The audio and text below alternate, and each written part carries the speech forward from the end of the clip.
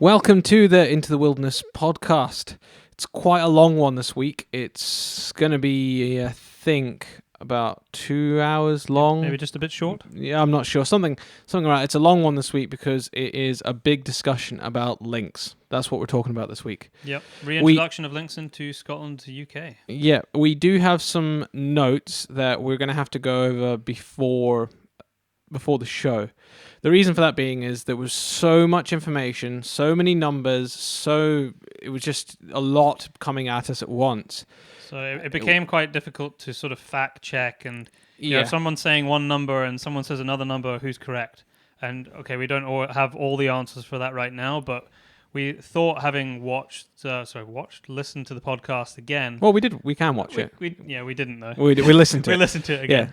Yeah. Having listened to it again, there were just a few things that I couldn't put forward any kind of counter argument for or counter questioning.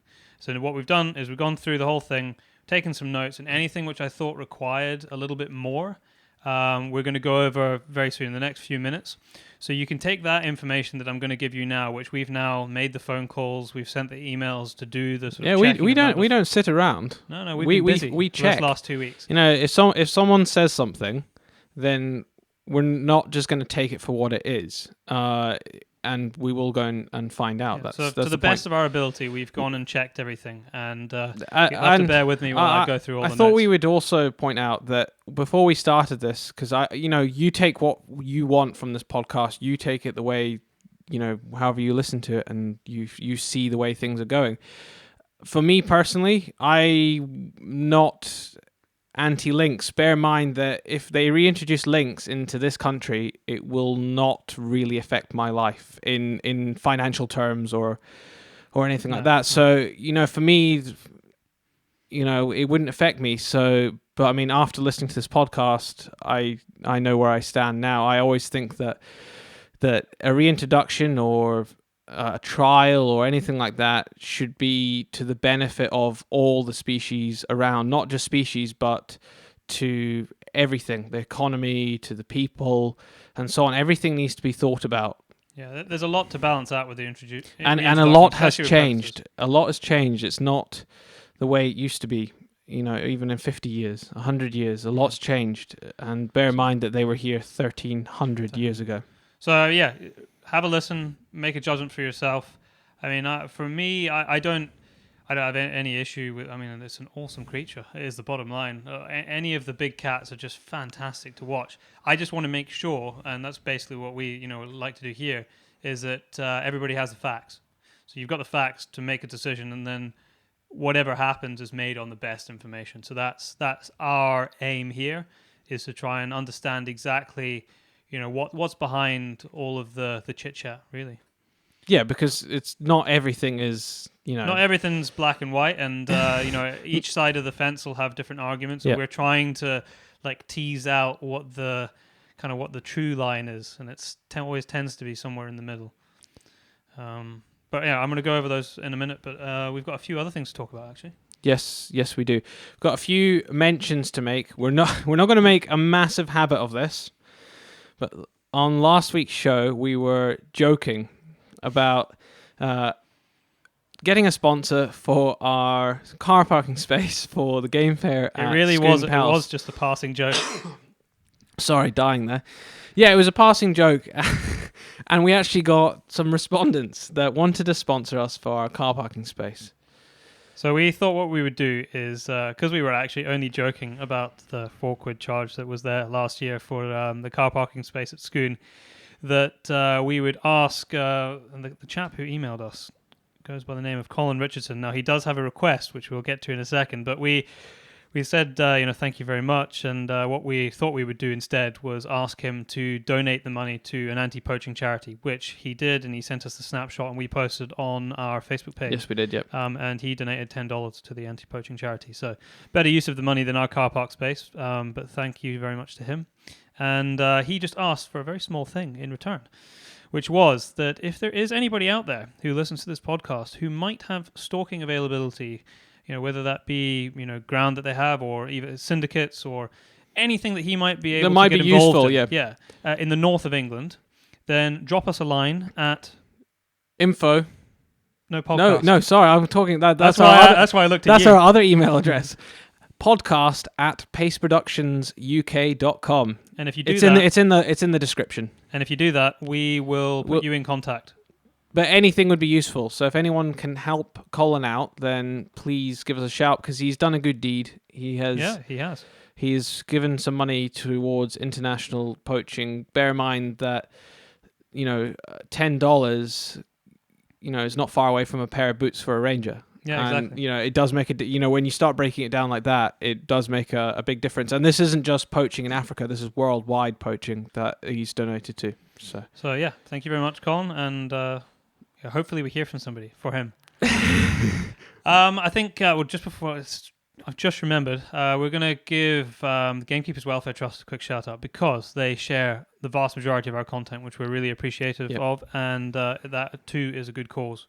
So go check them out on Facebook. Yeah, thank you to everyone that's been sharing our stuff. I mean, we've been asking over the last few weeks for everyone to leave us reviews, and you guys have. It's been absolutely brilliant, and you will not believe the help that it gives us. Being ranked 5 stars on iTunes, it now means that when people are searching, just hunting or hunting conservation and so on, we now show up on iTunes, which is, it helps everyone and it helps get the message out there. So, I mean, the last few guys, we've got Nick Green Arrow and Blah Vintage 67 and Bid 556. Those are our last 3. So thank you to whoever those refer to. Yeah, you all left amazing reviews, and you all left 5-star reviews. So if we can keep that up, that would be absolutely fantastic. And I think the last shout out we have to give is to the Black Rifle Coffee Company, who supplied... If you're watching on YouTube, Byron's currently holding a cup up to the I'm holding a cup up to the camera. Hang on, I'm going to move my mic a second. Yeah, so the Black Rifle Coffee Company is an American-owned, it's a veteran-owned company in America, and they very kindly gave us a lot of coffee. To see us through all the podcasts. So that's pretty awesome. So thank you very much for sending that over to us. And from what we've tried so far, it's good. Yeah, but we've only tried one type that they sent us. We're going to get through the rest in the coming weeks, but so far so good. We're both big coffee drinkers, so we appreciate nice coffee. And yeah, before I get to the nitty gritty, we are. I was going to say, last month we smashed our biggest. Oh yeah, okay. Our biggest amount of listeners last month. Yeah, which was amazing, because we actually had one podcast less last month than the previous month, because we did an extra podcast the previous month. So to beat our numbers again another month later was fantastic. So brilliant. I think Charlie might take credit for... I think Charlie from Fields Channel is going to take I say that there was a lot of people downloading Charlie's show. But a lot of people downloading the older shows too. Yeah. So that was brilliant. No, I was just going to say... And as I said in the last one, it's tell a friend about the podcast month this month. I said it in the last one. You're going to have it for April as well? No, it was for April. Oh, okay. Yeah, no, so tell a friend about podcasts. Doesn't matter who they are. Just tell them about it. If they're interested in the countryside, hunting, fishing, you name it. We've got some amazing guests coming on in the future. We have some more fishermen, maybe some potential fisherwomen, if that's the way you... Yeah, I think fisherwoman. I think that's fair. Fisher person doesn't sound right. No, it doesn't sound right. And we have some more amazing guests from home and abroad coming up. We can't tell you. I'm afraid not. We are going to blow your socks off with one of our guests. We are. That's all we're saying for now. We obviously are always talking to our sponsor, Scottish Association for Country Sports, who feed us a lot of good info on things that we should be talking about, just things that are topical. And we really appreciate that from them, and appreciate their continued support. They continue to like what we're doing and have agreed to continue supporting us. So we have to say a really massive thank you to them, because without that sponsorship, we wouldn't be able to bring you the podcast. No, we wouldn't. And for our podcast listeners, because you're all so loyal, in the coming months, we can't really tell you too much about it right now, but in the coming months, we are going to be having prizes. Probably every episode. And trust me, they are not shabby. Yeah, some pretty cool prizes. And actually, that's just reminded me, there is still a chance to get discounted tickets to the Irish Game Fair. Yes. You just need to email us. Yep, email us and we'll and be able to. or hook that up for you. I guess we should start with the Yeah, Lynx let's get into this. So you have to bear with me for a couple of minutes while I go through my notes here. He's got a lot of notes. Just I will interject where I can. I'm quite silent during the whole podcast because I was actually kind of taken aback by the huge. I don't even know how Byron managed to cope in that podcast. His head must have been fried. Yeah, there was a lot of paper flying around the place. It was, because I'm no expert on Lynx. All I can do, or all we can do, is read papers that have been written about it, and just read information, and then ask questions based on that, and speak to people, which is what we've done and what we did. So if you just bear with me for a few minutes, I'm going to go through some details. Now, those people who are listening to the podcast, just try and keep this in mind as you go through it. So when you come to the bits where you see that this is relevant, just try and think back to what we're talking about now. You can always rewind. You can always rewind if you really want to. Because this is us now checking sort of facts after we've had a chance to sort of breathe, and in the last 2 weeks since we recorded it. So I am going to start with. Okay, I'm going to start with a bit of research I did on a paper. All the links to the papers I'm going to refer to now, I won't give them to you, but they will all be in the description for everything that we've got our information from. So this is titled Lynx Predation on Domestic Sheep in Norway. Norway was brought up, kind of discounted, saying we're nothing like Norway, so you can't use their figures. The reason for that is that the predation in Norway from lynx on domestic sheep is a lot higher. All I want to bring your attention to here is that in this particular study, it was found that after following 34 lynx around over a period of 5 years, they were all collared, they found that only 8% of what they killed was fully eaten, and 36% of what they killed was not eaten at all. Now, that wasn't just domestic, that was across the board, that was across everything that they killed. So bear that in mind when we talk about how lynx eat and how they behave in the wild. That same report also talked about these particular areas in Norway and the actual domestic livestock being killed from them. And I could go through all the numbers, but I won't. I'm just going to tell you what I found from these when I extrapolate this out. They have a very low density of lynx in this particular place in Norway.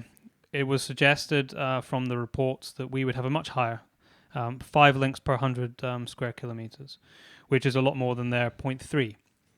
And if you extrapolate that out to the amount of sheep that were killed, if you're using Norwegian numbers, which I'm not saying is the numbers we should use, but it could be, because we do have similar terrain in terms of where our sheep are kept, especially in the sort of native birch woodlands, which we have surrounded by here where we live. We have a huge amount of it here. Huge amount. You're talking in an area of 15,000 square kilometres, bearing in mind the whole of Scotland is 78,000, there, give or take a bit, 1,000 kilometres squared.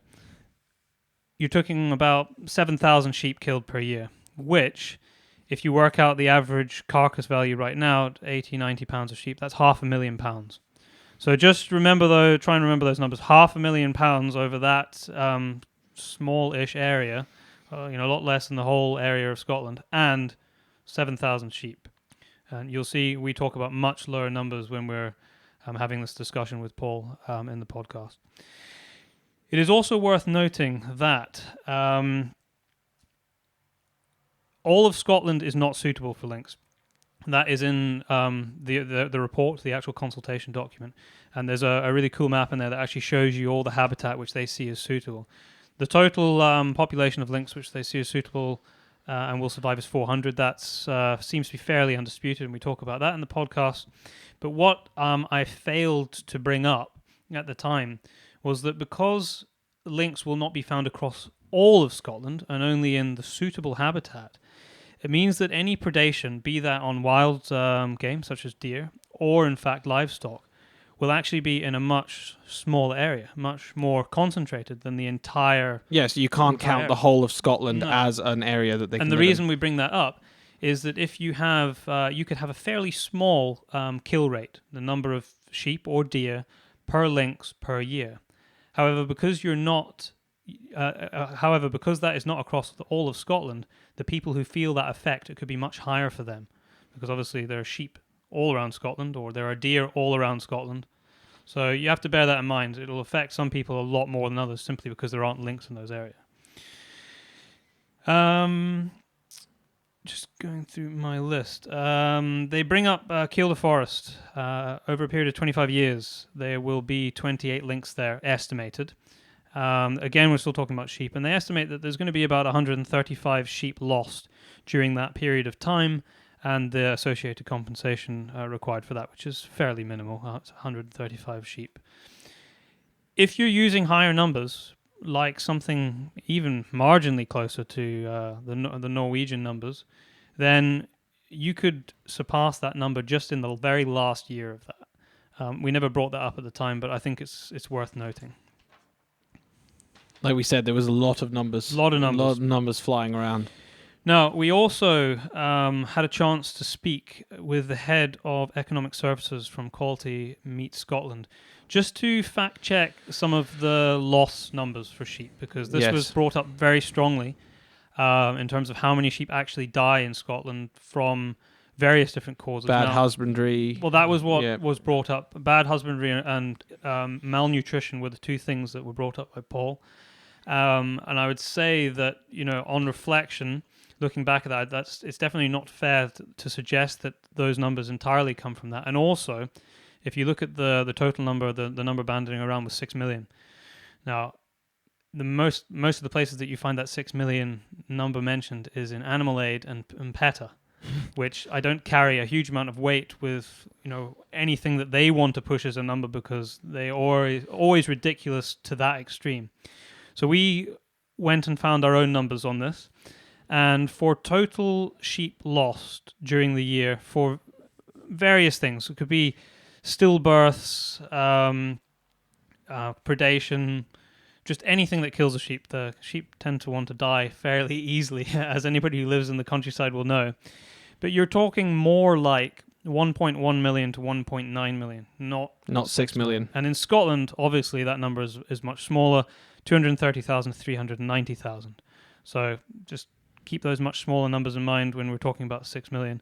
It's also worth noting that the lamb losses are a lot smaller as well. Habitat. It is worth noting that close proximity to forests increase predation. I don't think quite enough was made of the fact that, in actual fact, in Scotland, a lot of the places you find sheep are surrounded by forests. Yeah, the point was never really hammered home enough, because the argument was that the lynx will not cross open fields. That they don't like going out in the open. And the problem is that like here, we have wooded areas that sheep live in, but we also have open fields that are surrounded by woodland, completely surrounded by woodland. So, when at the very start you will hear a discussion about habitat and the kind of habitat that lynx like. So just bear that in mind as you go further on when you talk about the kind of when we're talking about the kind of habitat that you find sheep in Scotland, which is actually sort of broken scrubby ground and rough silver birch. Everyone's going to think this whole podcast is about sheep. Well, it's not. It's just that those were mainly the numbers that we had to fact check. I'm actually about to get to deer. Okay, we're coming to deer. So the last thing I wanted to mention on sheep was that there is also a big thing made of how the actual husbandry of sheep, especially in terms of their transportation for slaughter, and it came across from Paul's end that we are sending sheep, over the entire country, and loads of. The agricultural community. The point was brought across because he was trying to say that how can farmers care about their livestock, really care about their livestock, if they're willing to send them all the way across Europe in horrendous conditions? That's basically the point that was trying to be made. Yeah. And when we check this again through the head of economic services, and all these numbers that I gave previously and now are agricultural censuses, that's where they're taken from. In actual fact, the vast majority of exports, 90% of all exports of sheep in the UK, are from Northern Ireland to Southern Ireland, and that's a number of 400,000. And anything else that is transported can only be transported for a maximum of 12 hours. So those are the hard facts, and that's the legislation that farmers have to abide by. So just keep that in mind when you hear, because that bit got fairly heated. We also spoke to the NFU, National Farmers Union for Scotland. Importantly, because like a lot of stakeholders, they had been sent out the consultations, but they haven't actually responded. And it is the case that as far as the consultation process was concerned, that any stakeholders that didn't respond, it was basically taken as given that they were okay. happy with it. That they were okay with the trial period going ahead. And I'm just going to make sure that I don't misspeak here.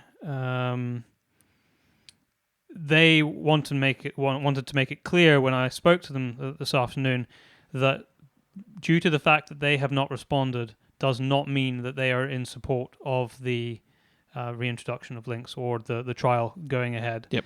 And although they haven't responded right now, at a future point in time, if they feel like it needs their interjection, they will. But the general feeling from their members, this is not speaking for the NFU for Scotland, but the general feeling of their members is that they're opposed to it. But that I will just reiterate that is not the position of the Scottish NFU, but that's the feeling of the members in general. So from there to, I'm going to go to tourism next. Tourism, yeah. So the tourism numbers were quite staggering. The ones that came out in the report, you're talking tens and tens of millions of pounds, 67 or 70 million pounds generated. That was what their estimate would be for the sites where lynx where they want to reintroduce lynx. Yeah, making centres, lynx centres. Trying to encourage people to come. Yeah. Now, when we started to dig into the numbers from this, which come from the ACOM report, which they reference, we discovered that those numbers were based on a poll of 1,042 people. Only 1,042 people. That's where the percentages came from that they extrapolated out to get to the tens of millions. It's amazing what polls can do. It is amazing what polls can do. And, I mean, just trying to take a step back from that, when you're talking about something so serious, I kind of expected that it would be more than just 1,000 people. Maybe 10,000. Yeah, I mean, 1,000. There was 9,000 people responded to the consultation process, which was the question of, do you want lynx reintroduced or not? But this particular part is only in reference to how they extrapolated the economic data for tourism. Yeah. So how much money they're going to make from people visiting and so on to see lynx. So a fairly small sect of society. Now we actually, bear in mind you're not going to see them. No. So yeah, you listen to that part of the discussion, make your own judgment, but keep that number in mind. Now my brother, in the meantime, ran 2 polls. I did. Just because me and Byron have actually discussed this over the last few weeks. Polls are good, but at the end of the day, anybody can make a poll and then make the numbers bigger by, what's the word you used? Extrapolating out. Yeah, doing that, and then you come up with these amazing figures. So just to prove a point, we ran a poll on Deer Stalking UK. Now, obviously, it's a certain type of people who are on the Deer Stalking UK Facebook page, but this is why we did it, because it proves this point. And we also ran a completely open one on Twitter. Mm-hmm. And if you look at the percentages of that, 82% of people polled on Deer Stalking UK said, no, we don't want lynx back. And on Twitter, which was completely open, there was 67% of people said, no, we don't want lynx back. So that just gives you an idea. And the numbers there it was about 250 odd on... that's only in a few hours, though. They've got 7,000, almost 8,000 members on there. And in 2 weeks' time, the poll will continue, and we'll bring you more updated figures in 2 weeks' time. Yeah. So, take it with a pinch of salt, because it's a very narrow part of society that we are actually polling, but it still proves the point. In that particular sector of society, clearly the evidence shows from that very small number, only 250 odd, that doesn't seem to be massive support. Bear in mind that during the podcast, you'll hear that 90% of the British public want the reintroduction to happen. And, that's just the point of you can make figures bigger, because that's 90% of the whole of the UK from Yeah, so just keep it in mind. Keep it in mind. Roe deer. Now, this is important because right at the start we talk about the predation, or what they like to predate on, and it is stated that up to 90% of their diet will be roe deer. About 2 minutes 30 in. Oh, you've already checked this? It's about 2 minutes 30-ish, yeah, Cool. from what I remember. So if you take that and then fast forward a bit, you will then hear us talking about the amount of deer that would be taken from a full population once Scotland got to its full capacity of 400 lynx. Now, once you run that 90% through, you get to 21,600 roe deer a year that would be taken in Scotland. We only shoot about 30,000 in 1 year. So I was making the point that it doesn't leave a lot of room for the sporting opportunities, if you want to call it that, in terms of roe deer stalking. And it was argued that, well, they don't just eat roe deer, they eat other deer as well. But if you take it back to the beginning of the conversation, it was 90% of the deer that they eat are going to be roe deer. But it is also stated that they will eat proportionally to the species available, which does counter that argument slightly, but if you turn that on its head, that also suggests if there's more sheep there, they're going to eat more sheep. So that is a quote from their actual consultation document, eat proportionally to species available. So take from that what you will. One very important point. Germany is talked about a fair amount because a lot of the data that they pool for the consultation process. So we rang Germany. Yeah, we rang them up. I'm fortunate to have a few contacts there, family actually, as well as friends and hunters.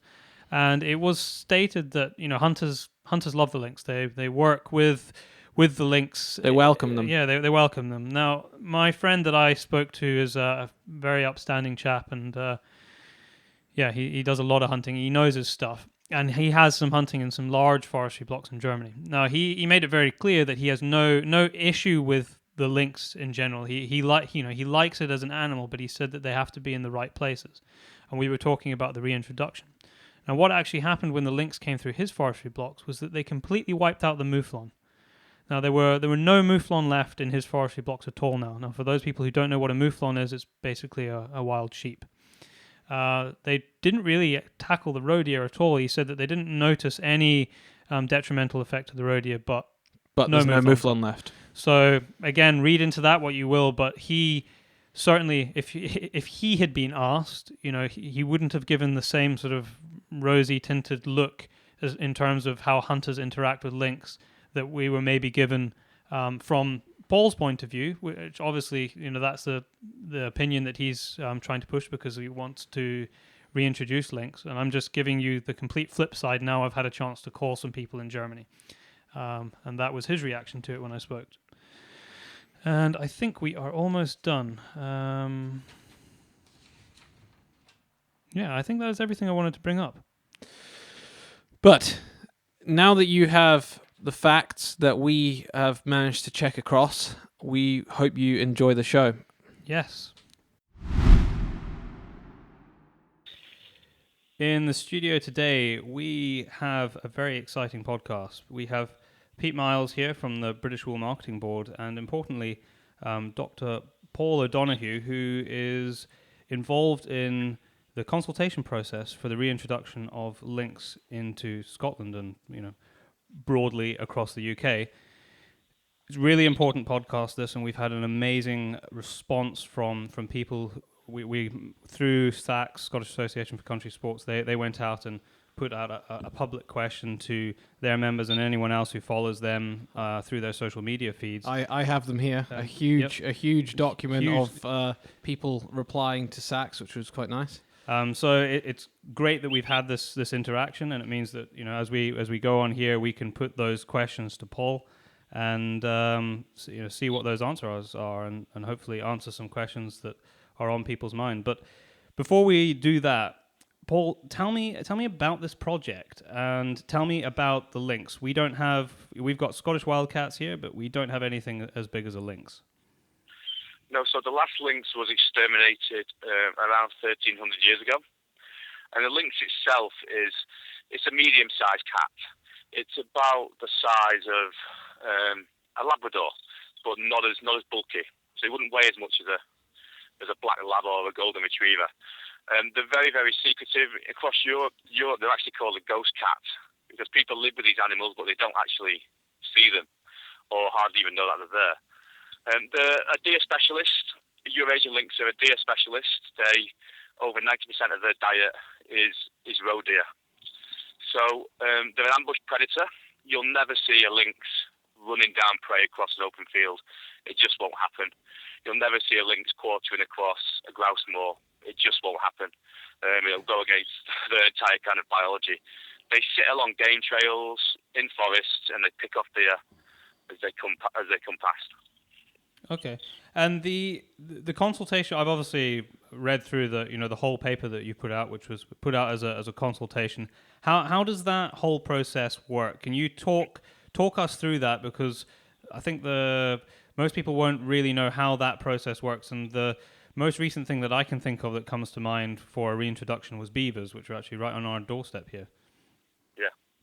Okay, so as a precursor to a license application, we need to go through a consultation process. And before I explain that, I want to make absolutely clear that we are following the IUCN reintroduction guidelines to the letter.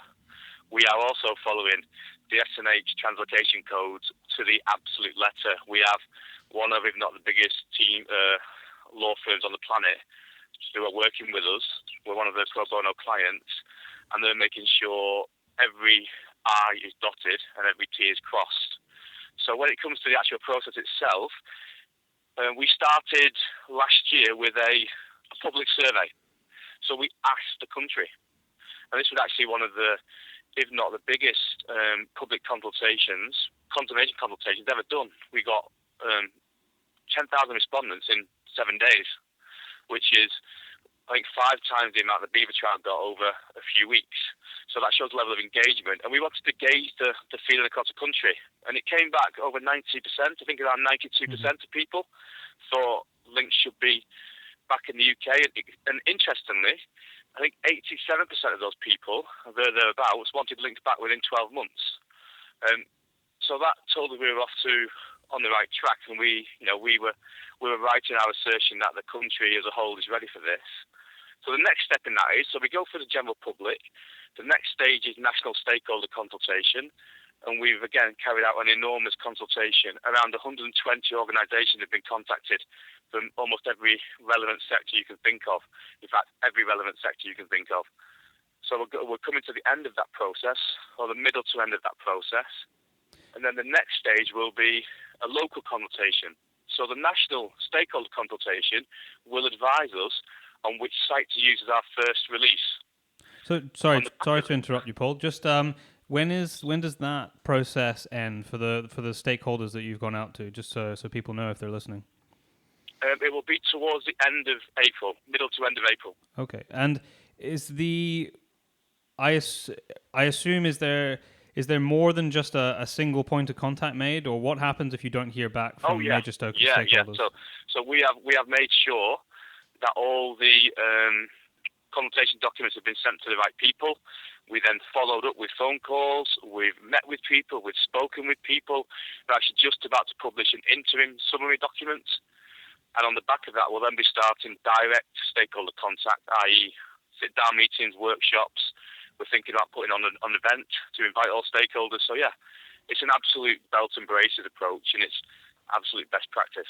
Okay, and as a matter of interest, what is the end result of that part of the consultation process that gives it a thumbs up to say, okay, we need to go on to the next stage? And what happens if you don't get any interaction from important stakeholders? I don't know if it's the case, but what happens if any of them don't get back to you?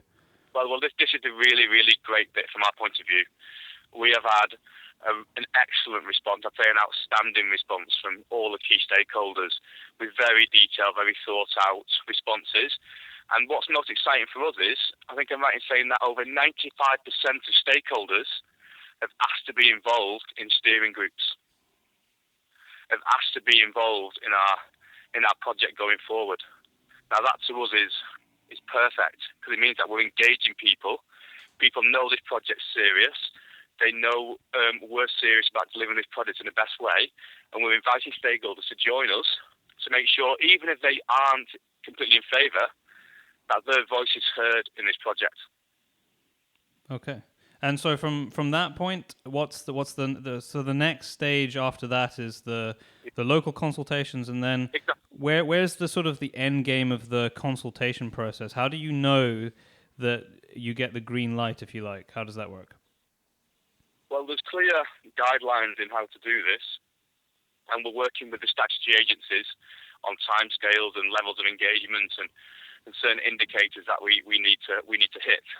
So the local consultation will involve, meeting local people, local events, schools, village halls, talks, street surveys, door-to-door surveys, and we work with the University of Cumbria, and they've got a department who specialise in this area, and academics who specialise in this area. These guys are the real experts in putting together these kind of consultations, and we have them working for us. We're very lucky to have that. Okay. And so if we fast forward then to the end of the consultation process, and we assume that you get the green light and it's a go, how does the actual trial work? So, and this is an important point. So this is not a reintroduction. Mm-hmm. No, I've never said this is a reintroduction, and no one from the Lynx UK Trust has ever said this is a reintroduction. This is a 5-year scientific trial to assess whether lynx can live in the UK. Okay. We believe they can, and they will very well, and we want to prove that scientifically. So this trial these lynx will be monitored intensively, 24 hours a day. They'll be, some of the best studied animals on the planet. And that's what we want. We want to show, and we will probably, we're confident we'll clearly demonstrate lynx are a perfect fit for the UK environment. There's a couple of sites, proposed sites in your paperwork. Just can you tell the listeners how they were chosen and what makes them suitable, and particularly talking about the habitat that we have in Scotland? Yeah, so we looked at the maps, we looked at the forest cover, and so the 3 parameters we looked at: forest cover, deer density, and human population. What we wanted was good forest cover, not so many people, and quite a lot of deer. Mm-hmm. And there's quite a lot of places in Scotland that tick those boxes. What I will say is there are far more potential release sites than we've listed. We have had landowners contacting us from all over Scotland who are keen to have lynx on their land, and the difficulty has been narrowing it down. And we've had huge engagement from landowners on that, so that's really exciting from us, from our point of view. So we chose these sites because lynx are deer specialists. They're elusive. They don't particularly want to be around people at all. So we picked areas that would fill the requirements. And so the ones that we have here are Thetford Forest. What's the one up in Aberdeenshire? Just refresh my memory. Huntly. Is it Huntly, is it? A site near Huntly. Sorry? Is it Huntly? Yeah, in Huntly, yeah. And where's so I've written it down here somewhere, but just so that people know where it is, what are the sites that have been picked? So there's Knapdale. The Kintyre Peninsula. Mm-hmm.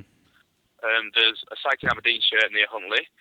And there's a site in Kielder Forest spans the Scottish-English border. Yeah. So there's sites on the Scottish side, and there's also potential sites on the English side. And the actual release, obviously, you need to source lynx from somewhere. So how have you decided where that's going to be, and how does that part of the process unfold? So that part of the process is developing really nicely and very quickly. So we looked across Europe, and what I will say is we work closely with the lynx experts across Europe. These are the people who have done these kind of projects before. So the Germans, for example, we work closely with these guys to maintain best practice. And Romania has healthy populations of lynx. So we visited Romania, the Carpathian Mountains and Transylvania, and we met with the major NGOs and the government officials in Romania. And we're in the process now of moving forward protocols to find relevant links and to put in place plans to, when we get the license, to bring those links over. And is that, it's obviously, do you tranquilize them? Do you catch them in live traps? How do you go about it? We're just finalising the protocols on that, and that will be led largely by the Romanians. Okay. And in terms of the release sites that you've got here, what are the proposed numbers to be released in each site? Just 6 per site, and we'll be going for one. Just one. We'll be applying for one site initially, with 6 lynx, 3 of each sex. Okay. And that taking a particular site and looking at it over the 5-year cycle that this trial has to go through, what are the boxes that you're looking at to be ticked so that you know that it's a success, and what criteria are in place for you in terms of hurdles that you're forced to cross for reintroductions? So to answer the first part of the question, we'll be monitoring literally everything. We'll be monitoring impacts on ecosystems, kill rates, impacts on deer movements, impacts on local economies, rural regeneration, impacts on, if any, on livestock, and just we'll be looking at social attitudes. So, like I say, this will be the whole area will become effectively a study site, and we'll measure everything from, the man in the street's opinion to the number of deer killed per year per lynx. Mm-hmm. And then our job then is to collate the data and to assess the impact of lynx at the end of that 5-year period. And as I say, we believe it will be wholly positive because, put simply, that's the overwhelming message from across Europe. This is not a new idea. This is not a novel project. This is kind of old news in Europe. Mm-hmm. I've had a look at some of the reports that have come off the back of the reintroductions in Europe. The one that I was reading quite a bit into, it's really interesting. What's gone over there. We don't even really know that it's happened in the last couple of decades. And I know, and some people might not be aware of this, but there are actually fairly large populations, natural populations, that haven't been reintroduced across Europe and in Scandinavia. There's a lot in Russia, which I didn't appreciate quite the numbers that were involved in those. But I was looking at the report on the Harz forest in Germany in particular. Yeah. Where they're sitting right now, it didn't seem to me like they'd really managed to get on very far from the initial introduction. The paper that I was reading suggested that there was 10 individuals in that forest, a vast area. I couldn't believe how big some of these forest ranges are up over there. Well, why is that not moved on? I kind of expected a higher population. Wherever you've got information from, Byron, it's utter rubbish. Okay. It's utter rubbish. There's well over 100 lynx there. 100 lynx? Yeah, we were in Germany last year. And you'll know more about... I don't know where we got that. Honestly, that figure of 10 lynx is absolute nonsense. Okay. It bears no relevance. It's about 1,000% out. I'll find the paper here so that you know what it is while we're talking. But just to put this in context on that, the German population, the Harz Mountain project has done incredibly well. They started off with releasing between 15 and 20 lynx. The population is now above 100, and it's gone so well that the Germans are now planning an entirely different reintroduction in the south of the country to emulate what's happened in the Harz. And it's been so successful and so popular, the entire Harz region is called the Kingdom of the Lynx. They've branded the whole area as the Kingdom of the Lynx. Can you? I mean, that's since we're talking about it, and you'll know more about the actual reintroduction than I do. Tell me how that went from day one for them over in Germany, because I guess there are some similarities with what we'll be doing here. Yeah, the great thing about Germany is it's a very direct comparison. It's similar to us. No one would argue that Germany isn't similar to us economically, and isn't similar to us in the way we kind of use the landscapes and population densities and that kind of thing. So it's a great template.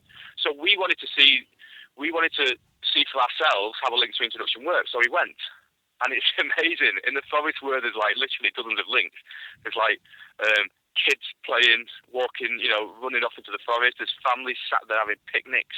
There's like elderly couples on the kind of walking stick, tottering around the woods, and there's lynx all over the place.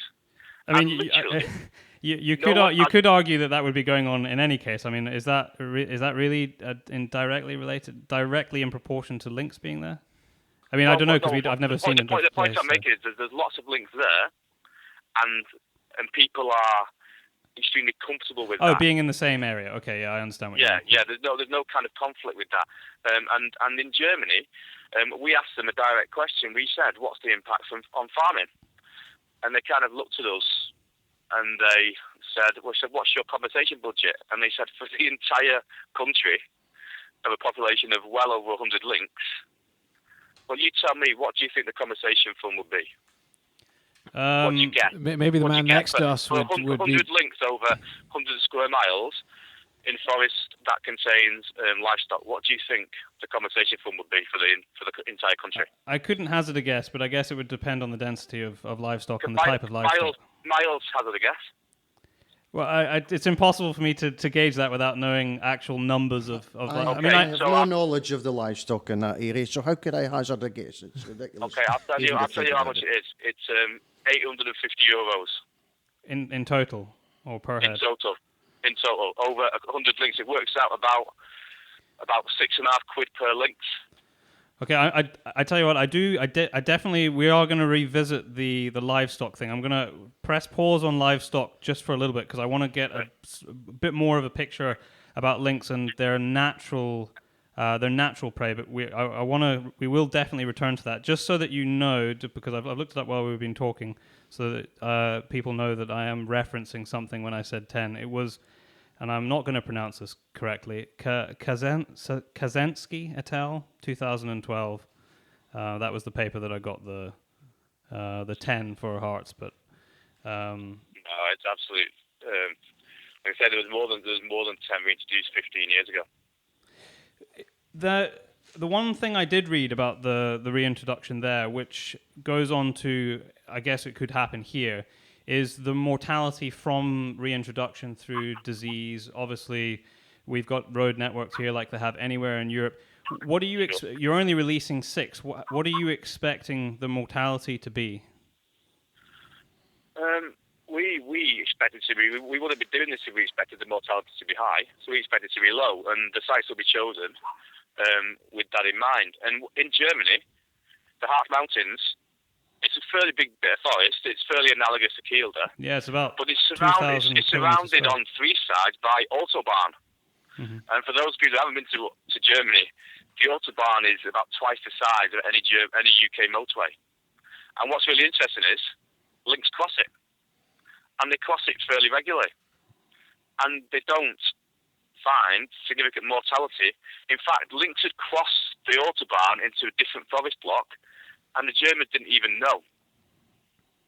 So, major road sorry, let me try that again if I can spit my words out correctly. Major road networks are not a major barrier for populations.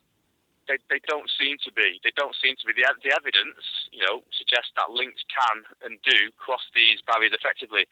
However, I'm certainly not saying that road mortality isn't a concern. Of course, yeah. And I'm certainly not saying that road mortality is something we'll be monitoring extremely closely because, we will take a lot of care bringing these lynx in, mm-hmm. and we want them to thrive. Yeah. It's absolutely road mortality is arguably, something we'll be looking at close. Well, it is something we'll be looking at closely in the trial. The one thing I was quite surprised about when I was reading the results from the initial 24 released in the Hearts project was that there were 4 or 5 animals who actually died of starvation. And I was just wondering why you think that would actually occur. Would it be? I assume, having not been there, that there's obviously plenty of food source, and that's why the area was chosen. Yeah, so I can explain that very simply. So the Germans, they use captive-bred lynx. So these lynx were zoo lynx. Okay. They'd never seen a deer. They'd never killed a deer before. They'd never seen a calf before. They'd never, they hadn't lived in the wild before. So on one level, to a large degree, they were naive lynx. The Germans used these captive-bred lynx, and a lot of them adapted very quickly. Obviously, some of them, a very small number of them, didn't. However, this is completely different to our plans. We will be using adult lynx that have already proven they know how to be a lynx. They know how to kill deer. They know how to avoid traffic. They know how to avoid people. So yeah, we expect the mortality to be incredibly low.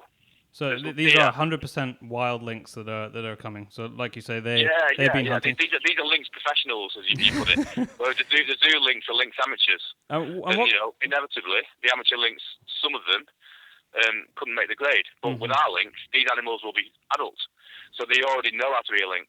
So what sort of age class are you talking, and how long do they actually live? Well, I'm thinking of it. It depends on it depends on density and prey availability, but certainly they can get to 10 years, and certainly a little bit over. And we hope that, we believe the UK will provide a nice environment for lynx to do well in. Mm-hmm.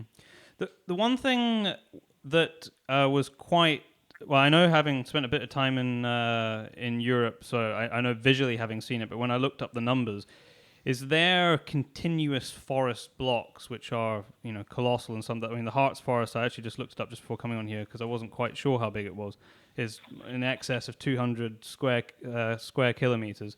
I mean, our forests are nothing really in comparison to those.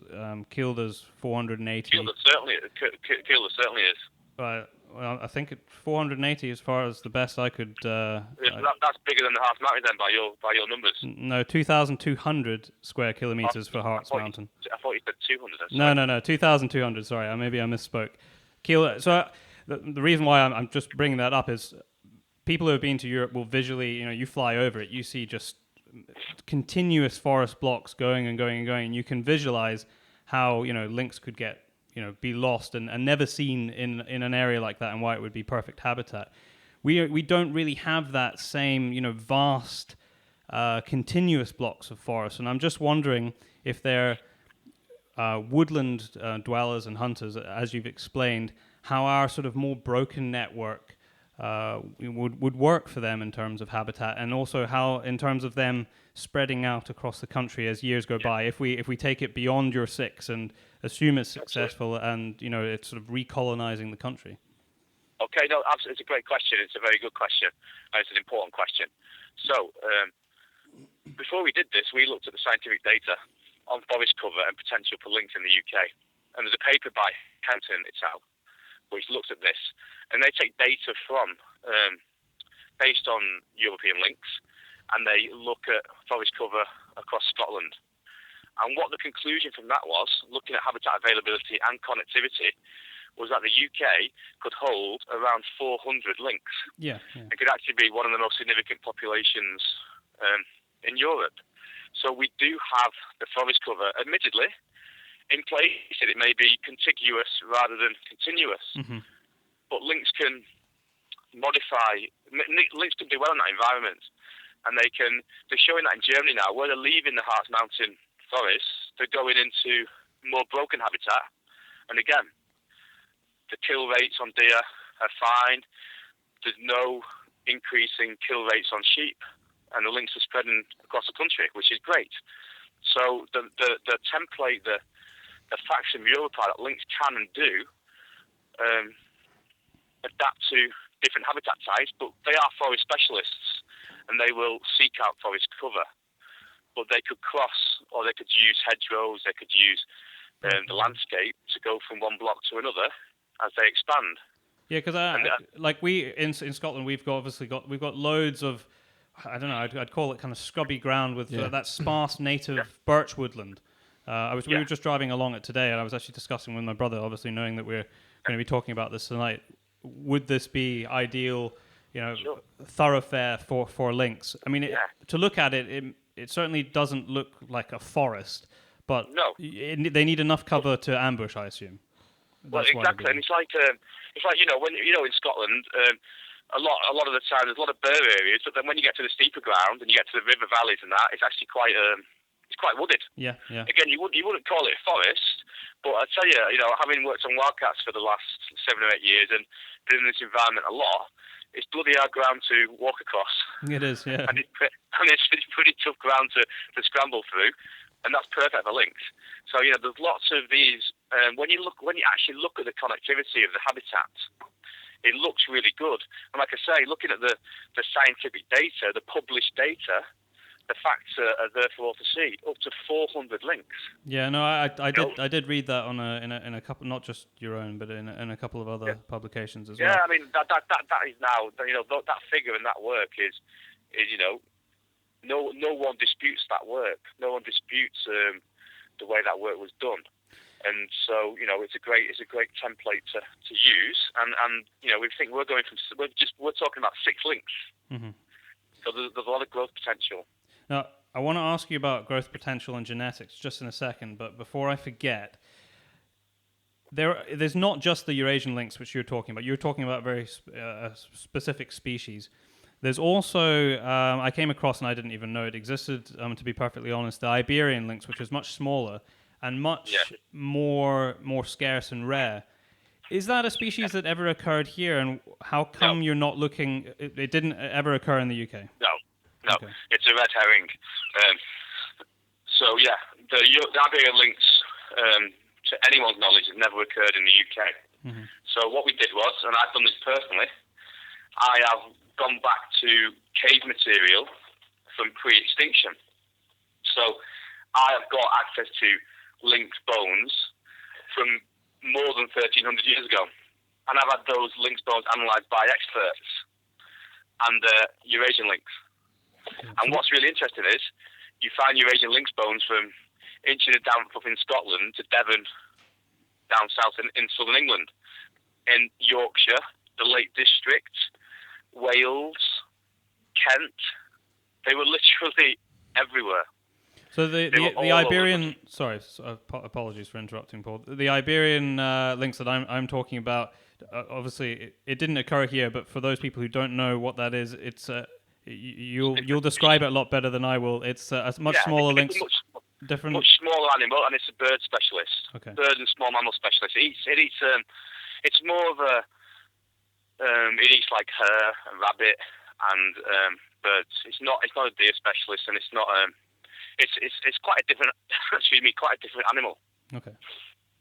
But the simple fact of the matter is, it was never here. So, we wouldn't want to reintroduce an animal that wasn't here, whereas the Eurasian lynx was very much here. Okay. The classification of Eurasian lynx in Europe it's not an endangered species, but it's I'm just trying to actually. It does actually have a specific definition. What under the? You'll know what it is. It's classed as threatened. Threatened. I'll find it in a minute while I'm asking you this question. The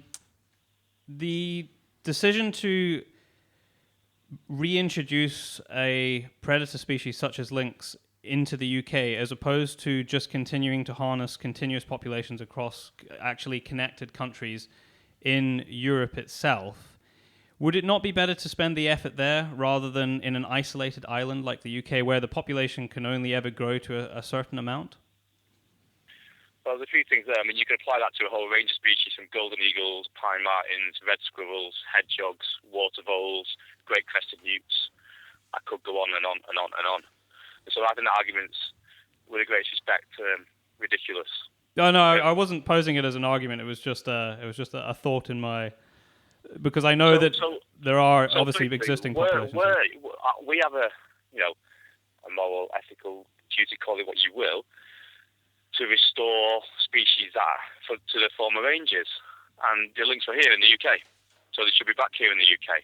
But notwithstanding lynx population status or species status or anything like that, the crux of the matter is they will help to regenerate forests. They will help to regenerate rural economies. So if you take lynx conservation out of it entirely and look at this as an infrastructure project, it's an absolute no-brainer. So even if you took out the fact that we want to, set up another lynx population, it still makes sense on every level. I've just found the bit that I was actually fumbling around trying to find, which was the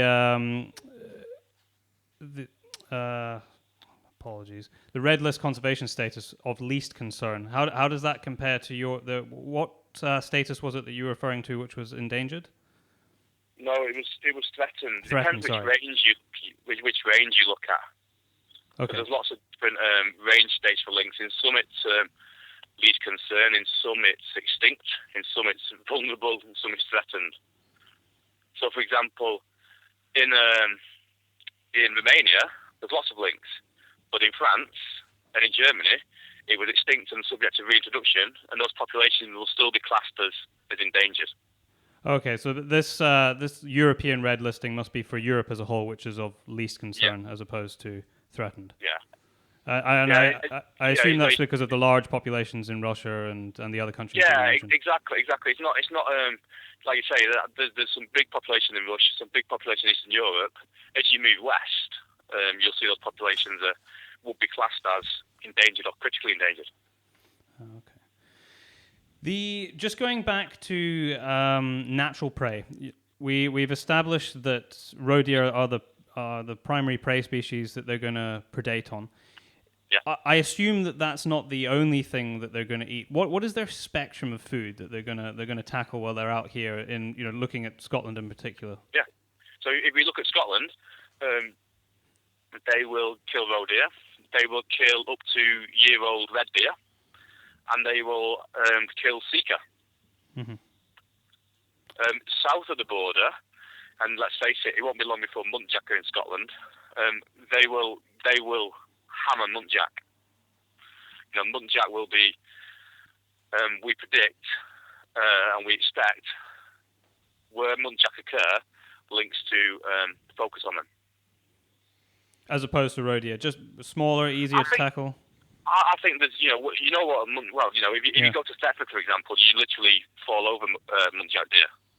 They are, I've heard reports from foresters that they're actually starting to displace roe deer. Mm-hmm.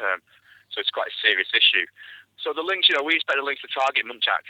So actually, the lynx could be an ally in the control of an invasive species, which the muntjac very much is. And muntjac are classed as omnivorous, because not only do they eat all the understory, they eat birds' eggs, particularly game birds' eggs.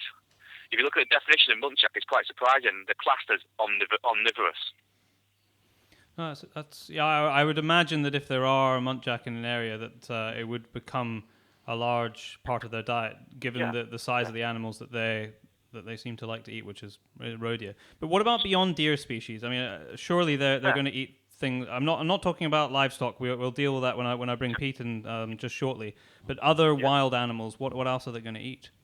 So again, you look at the data. They just eat deer basically. They might take the odd bird, the odd rabbit, the odd mouse, or the odd bit of carrion, but 90% of the diet is deer. Mm-hmm. What they don't do is they don't like if you see a fox hunting or a pine marten, they quarter, they go through hedgerows, they flush. Lynx don't do that. They just don't do that. People have mentioned to me before, will they go and eat stone curlews? It's like, the reality couldn't be further from the truth on that. So yeah, they just eat deer. They live in the forest and they sit on game trails and ambush deer. They don't chase. They don't go quartering over fields. They don't go quartering through hedgerows looking for a mouse, because why would they? Look at it's a fairly significant animal, and it's not going to waste its time going after a couple of pheasants when it can sit on a game trail and whack a nice juicy deer on its way past. Yeah, I was interested by this from 2 points of view. One was what their effect on deer would be from a sporting point of view, and I'll talk to you about that next. But from the second thing would be, what else would they eat that could be detrimental? Now, I did manage to find a number of papers. One which surprised me when I read it, having read through your own documentation, was that in certain areas where the deer populations and densities were not as high, they may switch over and eat rabbits, hares.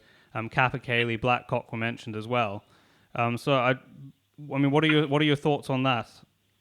The evidence suggests that where there's lynx, you get more capercaillie. Sorry, can you just say that again? Yeah, the evidence suggests that where you get lynx, you get increased numbers of capercaillie. And the reason for that is? Because lynx eat foxes or kill foxes. and foxes are a major predator of game birds. So what you get, because it's about balancing a very unbalanced ecosystem. It makes intuitive sense. Lynx are a major carnivore, but we have a whole suite of mesocarnivores, these animals that sit in the middle, that actually have no predator above them to regulate them. So what you find is in natural systems where lynx occur, you get really good population of capercaillie. So how much are they actually predating on foxes then? Is that form quite a large portion of their diet? Yeah, it's shown that they can, and it's in the consultation document, they can reduce fox populations by over 10%. And are they doing that from a territory point of view, or is that more a food thing? Or obviously, if the focus is deer, it seems to be, they go for fox, much like like a lion will displace and attack a hyena or a cheetah or a hunting dog. It seems to be a similar process to that. It's this whole kind of ecology of fear that comes into the area when you get lynx there. But yeah, I mean, I know which paper you're referring to, and if you look at that, the number of capercaillie, it's anecdotal. There was I think they found some evidence of a couple of capercaillie kills, but that was over hundreds of kill sites. Almost everything was deer. So you could say then that yes, they may kill kappa, they may kill blackcock. They're probably going to take the odd hare if the opportunity arises. But what you're saying is that them predating on foxes outweighs any loss that they would predate on things like kappa, which are obviously pretty endangered in the UK. I mean, the chance of a lynx killing a kappa. But it's still possible. That all I'm trying to get across is it's still possible. I mean, there's a lot. I mean, possible and probable are different things. I mean, it's a possibility, but I'd say it's so rare as to be, so unlikely as to be, bordering on the lottery kind of odds, I would say. And they will have an impact on. I mean, the studies on capercaillie are clear. When you look at what's novel in capercaillie, it's pine martens and it's foxes. Pine marten, something else that was reintroduced, which is the reason why I was asking the question. If we focus back on deer, assume that is the main portion of their diet is deer. Yep. How many are we talking? I mean, how many deer are they killing throughout the year? Yeah, they kill about every 5 days. Okay. They kill about every 5 days. They're very efficient, so they'll kill a deer. And again, they don't eat the best bits and go and kill another one. What they do is they defend that carcass. And again, we've seen this data firsthand. We've been out with the fieldworkers in Germany. We know exactly how it works. The lynx kills a deer. It sits around the same place for 4 or 5 days, eats the carcass, does it again. So they're very, very clean, efficient predators. They're not wasteful. They don't, they're not going to go and kill 5 deer and sit around and let the carcasses rot. They use the carcass, they eat it, and then they go on to the next one. So you're talking over a year about 60 to 70 per lynx. 60 or 70 roe deer per lynx. Yeah. And when you say they're, I mean, obviously we know from, people in the countryside will know of foxes. I mean, they could indiscriminately kill on occasion. Obviously, not fully grown deer, but whatever it is, chickens, pheasants, and they won't eat it. But are you saying that they pretty much consume the entire contents of the deer? What does a carcass look? Having not seen one myself, what does a carcass look like after a lynx is finished with it? Well, at the end of the day, a lynx taking on a deer, there is a risk to that process. There is a risk to getting injured. So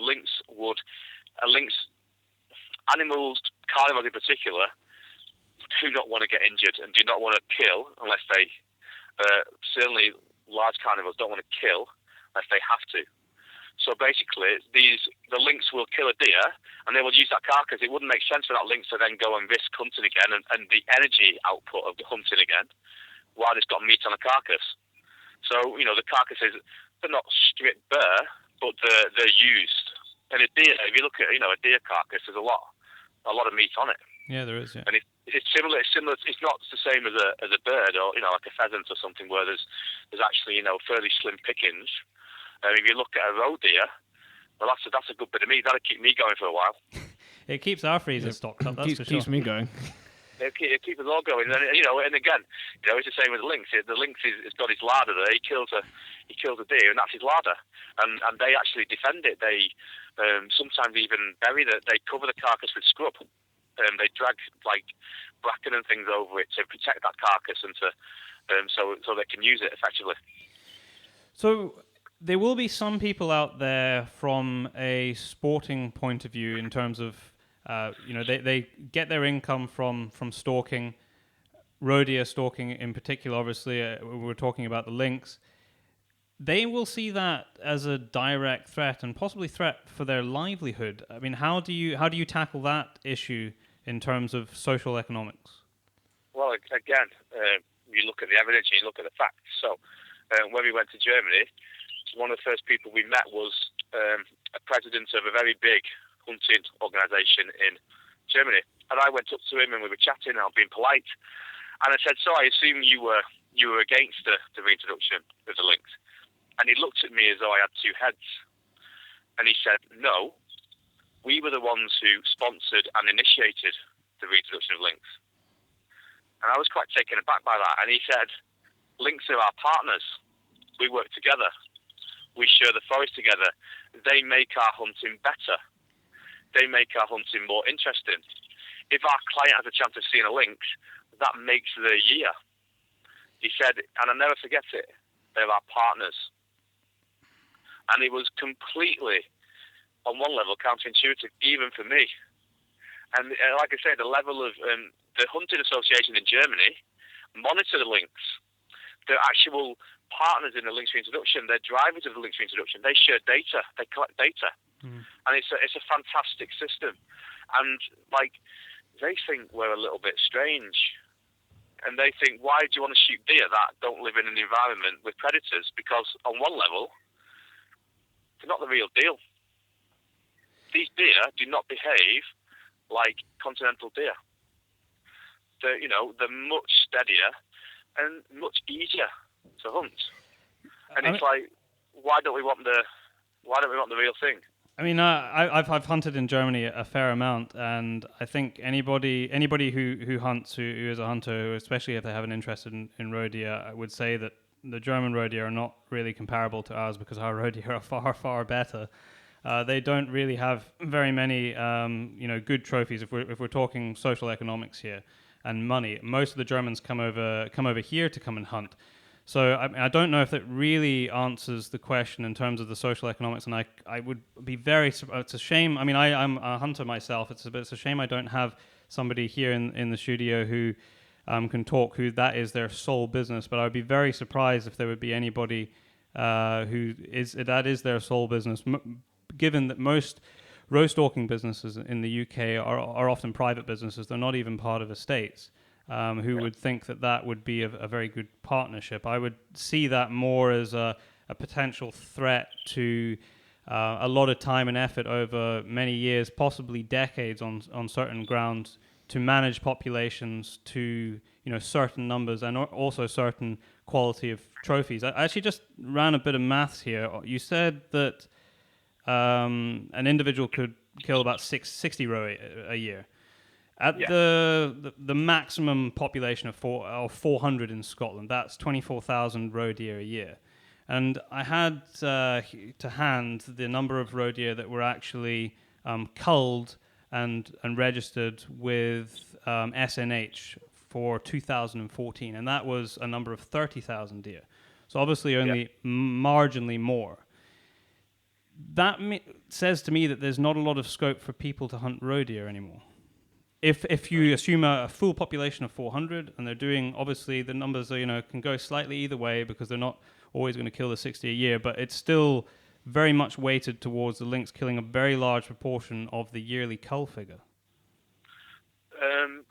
I disagree because you've missed a very, very, very, very, very important point. Which lynx don't just eat roe deer. But you just said that they kill 60 a year. They'll kill 60 times a year, But they also said they eat roe deer and they eat red deer up to 1 year old, and they'll eat sika deer, probably up to slightly over 1 year old because they're a little bit smaller. But their diet is about 90% roe deer. Is that not correct? 90% deer. Okay. But the vast majority. So what is the percentage that's roe deer then? I'm trying. Obviously, there isn't somebody here from a stalking point of view to ask these questions. Although I'm sure Daryl has them a little bit later. So I'm just trying to work out what they would be asking when it's absolutely their livelihood. And I'm sure Pete's going to have similar questions with regard to sheep when we get onto that in a short while. So we don't believe that it's a significant threat to stalking livelihoods, but the trial will show us that. Because we'll look at data, we'll look at stalking income, we'll look at opinions from stalkers, we'll work with stalkers on this, and their opinions and their concerns and the actual real data will be collected, and we'll see. Does it cause a decrease in stalking income? And I'll guarantee you it won't. I just want to bring in here, because this is actually a message that was sent to us, and it's by an individual that actually runs a roe stalking business. I've got one here. So it says here they don't want their name mentioned, but we can pass it on to you later on. There's one estate in Perthshire. They've got 1,000 acres, and he runs. They've got a forestry block and rolling farmland.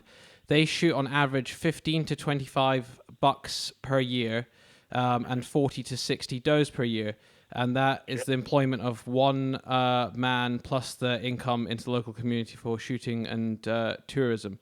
I suppose that would be a good example of a chap who relies entirely on it for his income. Well, 1,000 acres is arguably not an estate, and when it did say small.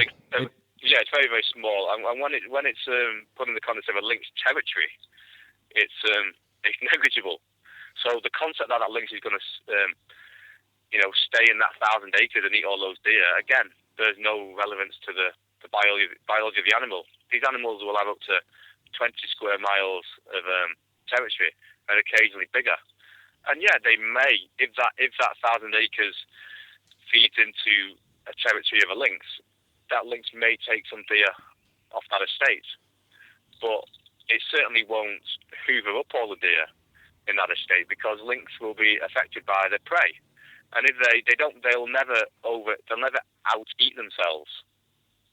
It just doesn't make any biological sense to imply that they would. It just doesn't happen for any predator population. As the prey density decreases, the predator moves on to the next part of its territory. Mm-hmm. They'll grow in proportion. It's just simple biology. It's simple density dependence, and it's simple carrying capacity. And 1,000 acres is irrelevant in the context of a lynx territory size. Mm-hmm. No, I appreciate that, and obviously it makes sense that a carnivore isn't going to, it's going to sustain there within and go, its own range. I've killed 59 deer. There's one deer left. I'm going to try and get it. The lynx will have gone after he's killed a couple, because it will become harder to hunt in that area. No, I appreciate again, that. It's an absolute, again, it's a perceived risk. When you look at the actual common sense biology, those risks just vanish immediately. Well, I can absolutely see what you're saying in terms of a small specific area, because it obviously makes sense that you already explained how vast their ranges were, and I couldn't actually believe when I was seeing that some had traveled over 1,000 Ks in some circumstances. So it's not like they're going to take all of one individual's deer on a very small estate like this example, but it will obviously have an impact.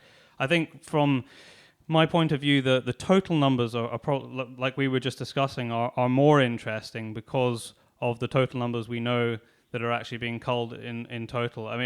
It would be interesting to note if you could what the proportions of actual deer species were, because then I suppose we'd be in a better position to actually put forward an argument for that. It depends on the proportion of deer in the lynx territory. Mm-hmm.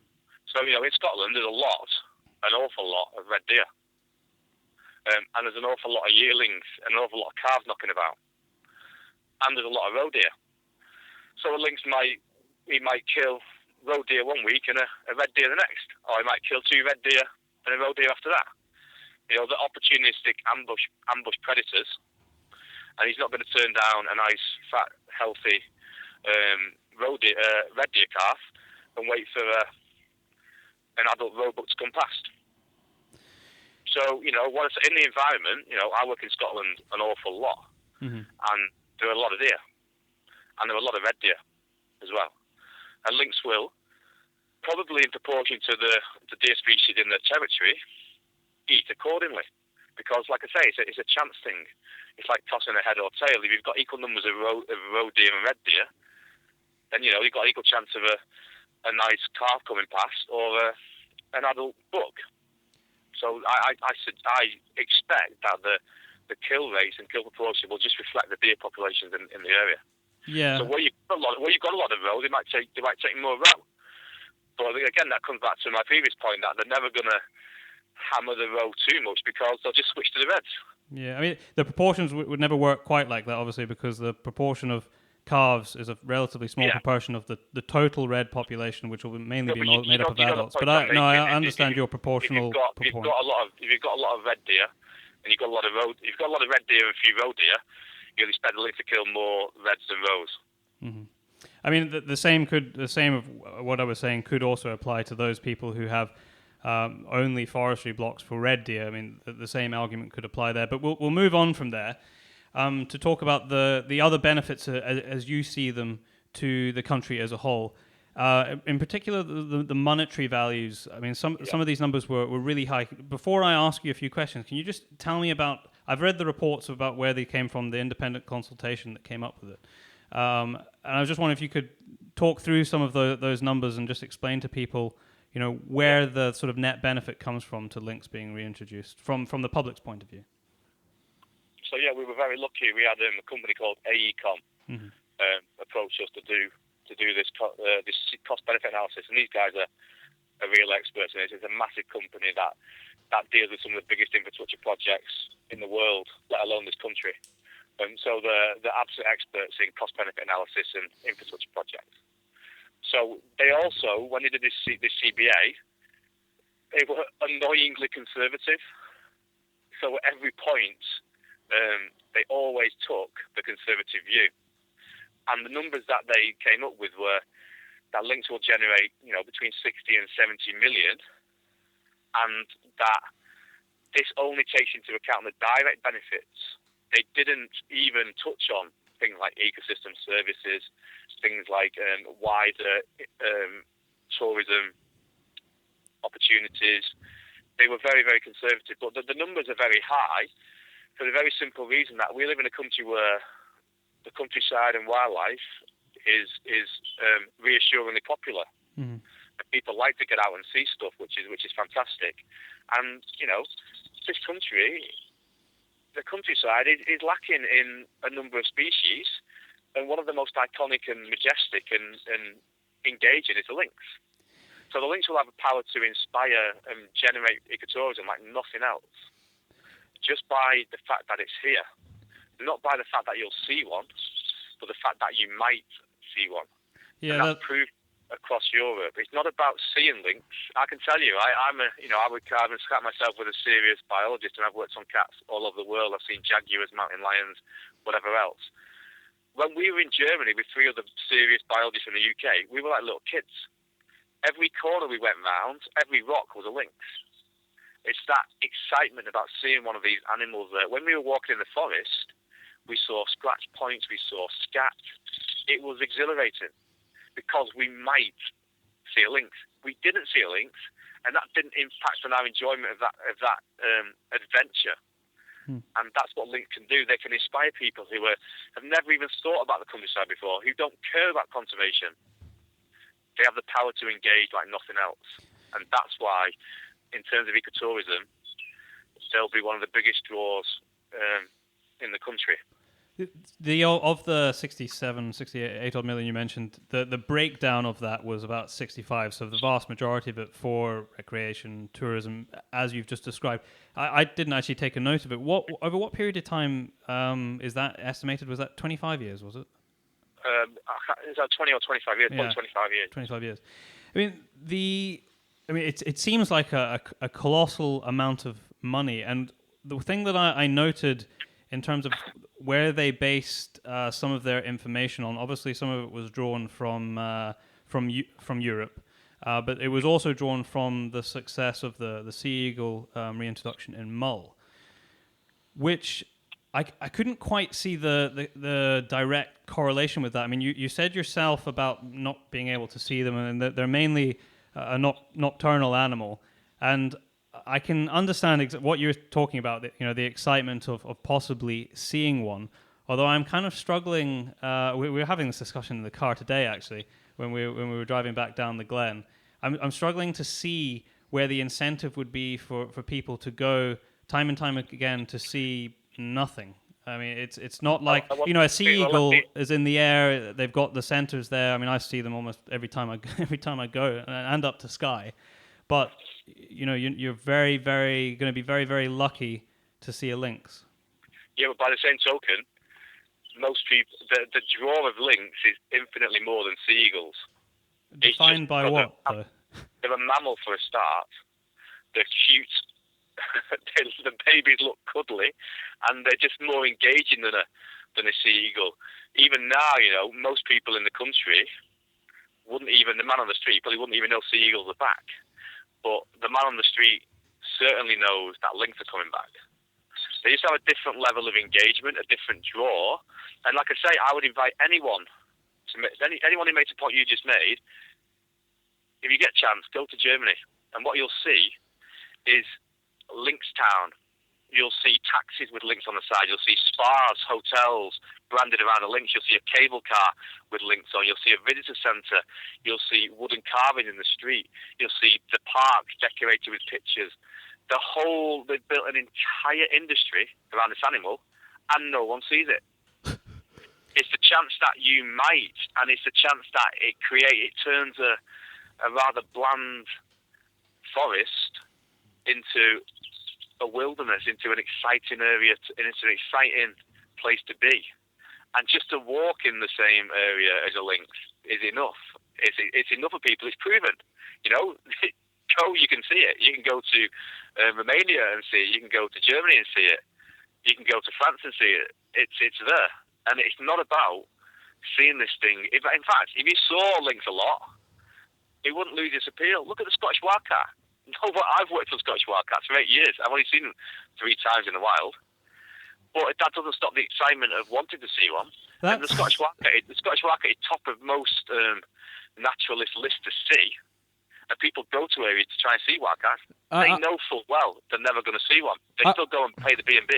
So I've got a quick question, and you will certainly be able to answer this. Now, Scottish wildcats have obviously been in the news loads and loads the last few months, actually. And it's because of the work we do, yeah. And obviously it's directly affected in our area that we live in Angus.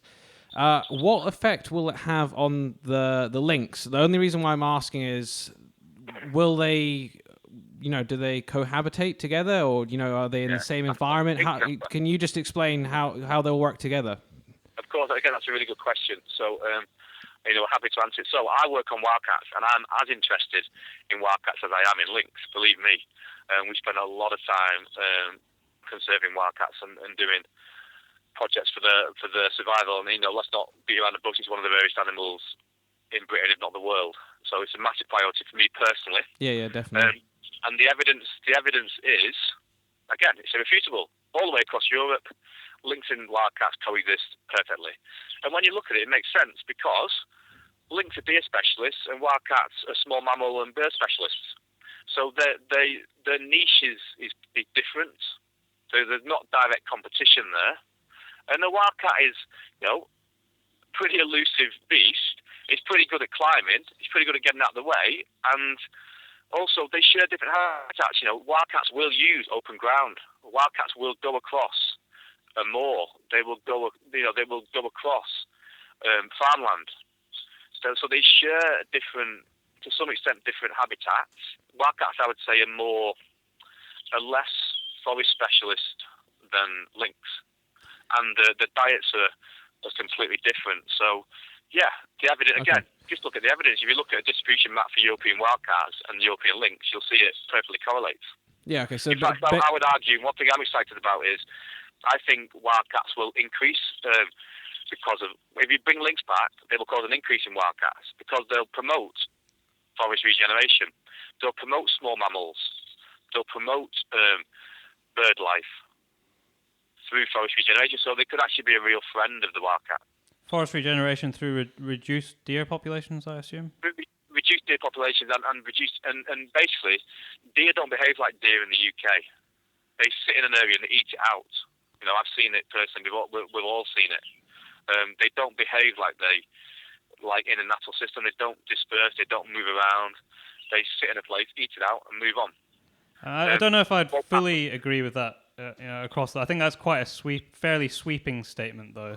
I mean, I do a lot of row stalking, and to just say that as a blanket statement, I don't think is correct. Well, I think in some circumstances it might be. Would you agree that deer don't disperse and move as much as they would in across Europe where there's predators? Oh, obviously, if there's predators, it's going to disperse more. But to say that they completely eat out an area, there is obviously damage can be done, but I'm thinking of red deer out on the hill. That's not. If you walk through that. oak woodlands in western Scotland, you will not be able to show me a 7-year-old oak sapling. There's none. They're rarer than wildcats.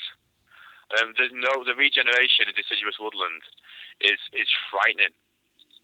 There is none, and that's simply because it's been eaten out. You go to somewhere like the Sunart Woodlands and you look and you walk through. I've done this, believe me. I find it quite depressing. You try and find oak regeneration, sapling regeneration of these key deciduous species. You won't find it because it's preferentially eaten over the sitka for obvious reasons. So yeah, I'm not saying deer don't eat every single tree in an area, but they certainly hammer the new growth.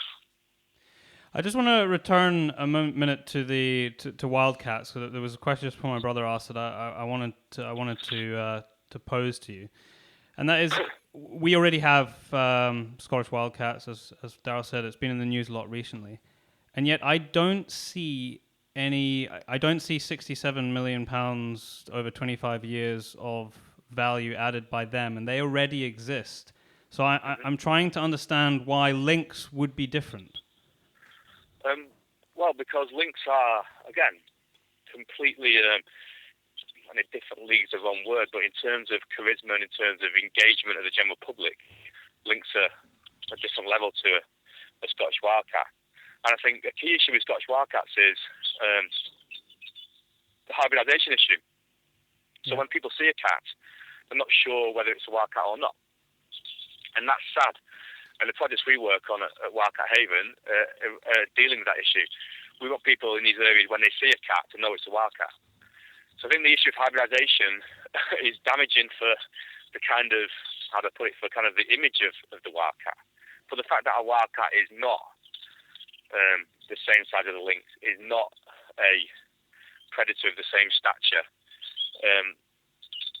It doesn't square up to a lynx. It doesn't have the same draw as a lynx. But I mean, like I say, there was a massive report done on carnivore introductions across Europe, and they showed the money generated across Europe, and it was hundreds of millions of pounds. It was enormous, and that's proven whether it's brown bears in Greece or lynx in Germany. The scientific data is irrefutable. These animals generate entire ecotourism industries around them. It just does. Look at Yellowstone with the wolves. Exactly the same. Yeah, I actually read the piece about the wolves being referenced in Yellowstone, which in recent months, in the last couple of years, there's certainly been, that's kind of flipped around, and they're starting to see now the massive negatives of wolves in and around Yellowstone, with the effect on their caribou populations and the various other populations of animals that wolf predate on. And they've got themselves in a situation now where they're finding it very hard to push through changes to allow them to control what has turned into, what has become a massive success, but in some areas has sort of gone too far. And now they're struggling to actually control it because they can't get the legislation pushed through, and it's really affecting these what were very large populations of elk and various other deer species. Could that ultimately happen here, and would there be a safeguard in place to make sure that that didn't happen for our wild populations of deer? I mean, you say that they wouldn't out-eat it. But it could never, ever, ever, ever happen because predators don't control prey populations. Prey populations control predator populations. But that's through boom and bust, though. So no, it's not boom and bust. It's not boom and bust. Not boom and bust at all. Well, it is with the wolves. If you think about it, if you were a lynx and deer density was going down, your breeding rate would go down. Your survivorship of your cubs would go to practically zero. Because there simply wouldn't be enough. Your kill rate would decrease to a point where you couldn't support. You could barely support yourself, and certainly couldn't support a growing and demanding litter of kits. So it's biological. It's just irrelevant. Predators don't. Dynamics don't work like that. They don't out-eat themselves. Large carnivores don't out-eat themselves in open systems. It just doesn't happen. I mean, I think we're talking about an open system here. We're talking about ostensibly a large tract of Scotland. This is not a closed system. It's not a glorified safari park. It's a country, and so you can't apply even kind of national park closed systems. You can't apply that to an open system that is Scotland. I mean Yellowstone. Yellowstone's about a quarter the size of Scotland. And but no, yeah, I mean Yellowstone's big, but it's also the wolf numbers have grown in there, and it's at one level a closed system. Well, I mean, they cross over the boundary, and they've been causing issues outside the boundary. My point was that it's a different deal to the lynx, but it was still a reintroduction, and it has still got to the point now in certain places where it's physically a problem, not only to the natural populations, which that is fact. There's plenty of evidence to support that, and as well as agricultural as well. But they're really finding it difficult to change the rulings and legalities of it so that they can control wolves now. Now, wolves are a totally different species. So my question was that, okay, you're saying it will never happen, but let's pretend for a moment it does happen. What is... no, let's not pretend, and let's not... No, but it's a serious question, though, Paul. To even imply, seriously, that you think lynx will control deer populations to the extent that they will cause numbers to kind of out-eat themselves is utterly okay, ridiculous. Well, let me ask you this question then. Why in some European countries do they allow them to be harvested and hunted? Why do they allow lynx to be harvested and hunted? Yeah. For generation of income, primarily. But it would have to be, they're all government sanctioned, and they obviously control the population. It's a trophy species, isn't it? And it's quite a sought-after trophy species. It's like saying the same reason why people will trophy hunt in Africa. They don't, even the trophy hunting of all sorts of things. Some of those animals are actually in negative population declines. Well, I mean, I think we'll leave that debate because it's been in the news recently. That's a long debate, and I could talk a very long time on hunting in Africa because I've done a ton of it. But in Europe, with regard to hunting lynx populations, it is sanctioned by governments, obviously, because it's all on a permit basis. And they obviously wouldn't do it if they didn't think that there was some form of control needed. It can't just... Absolutely not. So I've spoken to the people who issue these permits. Right. We've met them. It's done for sport. It is not done to regulate the populations. Absolutely not. Again, go and ask them. And they certainly won't say they're issuing a small number of lynx trophies to control the population. Again, go and see it. Go Okay. and see for yourselves. Anyone who listens to this, go and ask the people who are doing this. They're certainly not issuing licenses to control lynx populations. Okay, so I accept that, but I still want some sort of answer on the question: if a certain portion of the population, okay, let's say there You are. might as well ask me, well, what happens when they get too much? Are we going to put them on the moon? No. Let's stick to. I'm not going to deal in. No, this is a very important aspect to understand, because we see this time and time again with various species that are introduced, protected, and then there's no recourse if there's ever an issue. Now, you've said, okay, there is never ever going to be an issue with lynx, which is fine. I don't think you can really say never ever with anything. But if there is an issue, say in a particular area, I mean, let's take one of the peninsulas, in Scotland, which is you can only access, through a relatively small area. If in those areas there was an issue, there has to be a plan to counter that. I mean, you have to look at those eventualities, as small as they may be, at the possibility of happening. People are still going to want to know the answer to that, just so they've got that safeguard. And the answer is, as you've seen in consultation, we are looking to mitigate any risks by compensation, by using compensation. That's in reference to agriculture, though. I wasn't. We're. I know we're quite far into this. We haven't got to that yet, but I wasn't referring to agriculture in particular. It'd be quite difficult to define, or pay compensation on wild species loss. But peninsulas are lynx can move off peninsulas, and they will if the density of the carrying capacity reduces. They'll be long gone before the deer populations drop. So are we? So yeah, just to be clear, peninsula by definition is connected. So currently there is no recourse if there is an issue in an area apart from compensation. That's what I'm just trying to get to the bottom of that.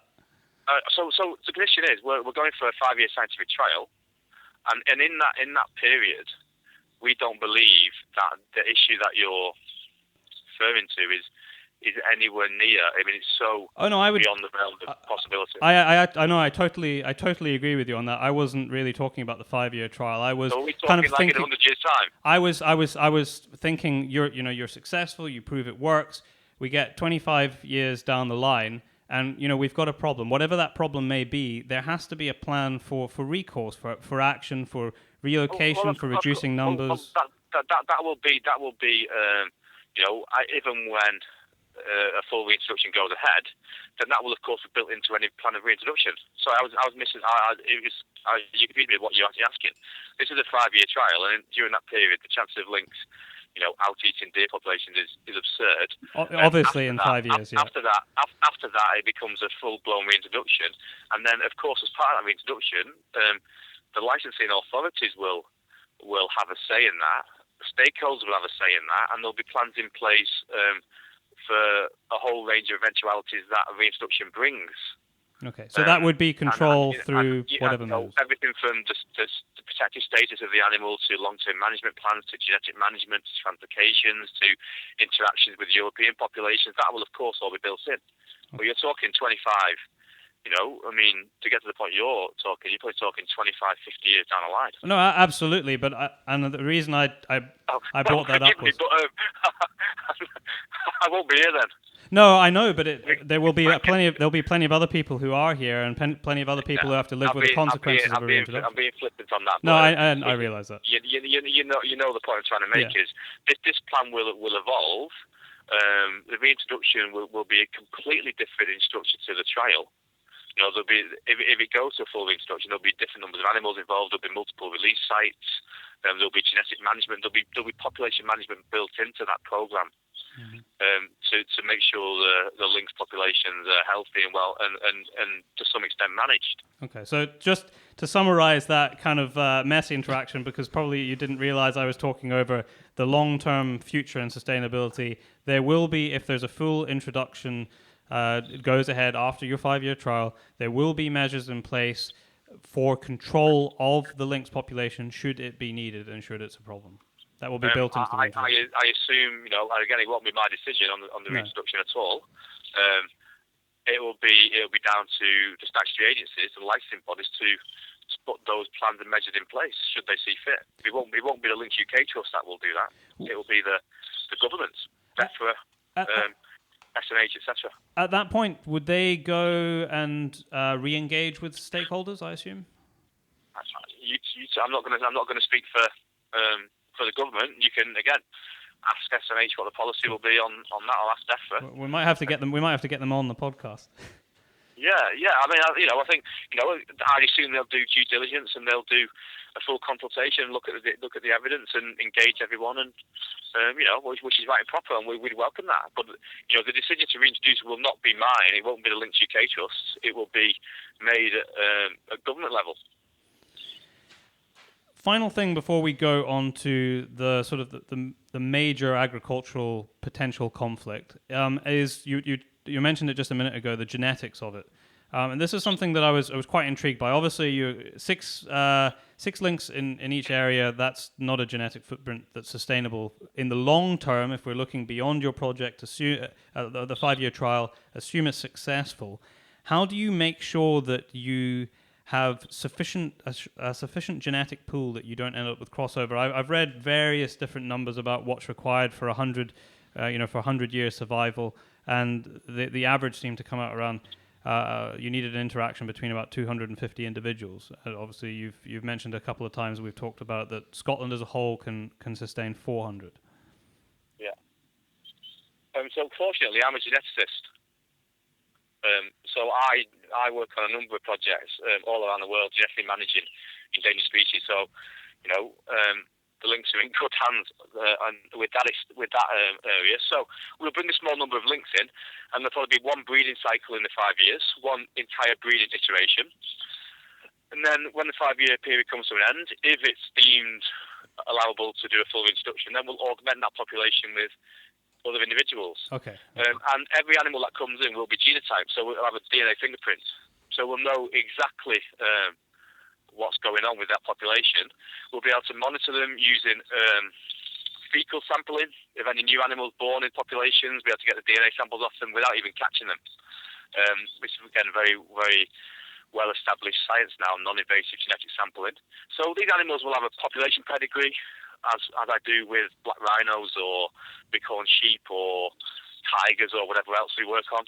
And they'll simply be managed for genetic integrity, to maximise genetic diversity. And, it's a fairly trivial thing to do, because 1% of genetic flow, basically 1% per generation is enough to add figure. Okay. So you would as and when required, you would introduce new blood, basically? Absolutely, yeah. Okay. If I can just hit pause with you for a minute, Paul, and then just go over to Pete. My next thing I want to talk to you about is the potential conflict between lynx and the main agricultural element here, which is sheep farming. But Pete, I realize you've obviously been listening to this whole story so far, and it's been painting a good picture of how this 5-year trial is going to take place. But if we don't talk about that for a moment and just talk about your year in terms of sheep. You're a sheep farmer. You live local to me. You are a representative for the British Wool Marketing Board. What does a sheep farmer's year look like in Scotland? Well, at this time of year, we're finally feeding our ewes ready for lambing season in the next few weeks. The lambs will all be landing on the ground just very, very soon. That takes anything from a month to a couple of months. Then into the summertime, there's shearing, and we always treat our sheep for ticks and various parasites and worms and things like that, liver fluke, to keep them fit and healthy throughout the summer. And they have to be shorn, of course, to protect them from fly strike over the summer. We sell the wool. It's not a high value product, but it's a very important product that we sell the wool to the carpet manufacturers in the UK. In the autumn time, we split up the lambs from their mothers, and that is our lamb harvest. and depending on which part of Scotland or which part of the country you're from, a lot of the Highlands, a lot of the areas that we are talking about, these lambs are sold on to finishers who will finish them on low ground because the hills are too hard for finishing these lambs for the market. I myself finish my own lambs, and they go to the market then steadily trickle on through the market right through until this time next year. I still have about 150 of my last year's lamb crop still to market. I have some going to the abattoir tomorrow. And then in the autumn, you have the lambs away from the mothers and it's ready for mating. And they put in the rams for mating, and then it's keeping the ewes in good condition to look after them so that they mate properly to produce a nice fine lamb crop the following year. I enjoyed one. I enjoyed lamb chops just the other day, actually. Good. Your farm in terms of the actual terrain. Just I know it fairly well, but coming from yourself, just describe it to us for those people who don't know. Well, our farm is right on the edge of the Highland Fault, at the edge of the Grampian Mountains, where we get a superb view of the low fertile country below us, and we're right on the edge. We do have a little bit of lower ground that we can cultivate some winter forage, but not very much. It's mostly heather ground, and we have some grass for finishing some of the lambs. And you've got a river that runs, the North Esk runs right along you, yes. and you've got quite a lot of kind of bits of broken ground and forestry around in the lower areas of your farm. Yes. There's a lot of trees, scrubland, naturally regenerated scrubland, silver birch, and it rears itself. There's never anything done to it. It regenerates itself, the silver birch. What from a sheep farmer's point of view, what benefit is that to you?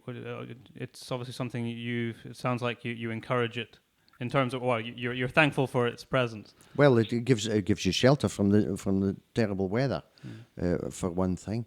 But the woodland is actually more beneficial for the cattle because it protects them from the terrible weather, and they can shelter in amongst the trees and the bracken and get away from the high winds and the cold, wet weather. Mm-hmm. And with your speaking as a sheep farmer, you've obviously, I imagine you've had this discussion, with a lot of your colleagues as to what the potential impact could be of the reintroduction of a predator like a lynx. I mean, what is the main concerns that have been fed back to you from other people, and then sort of your personal concern? Well, it's a feeling of complete and utter horror at the thought of a predator coming and killing your sheep. Shepherds and people who look after sheep are like benevolent school teachers.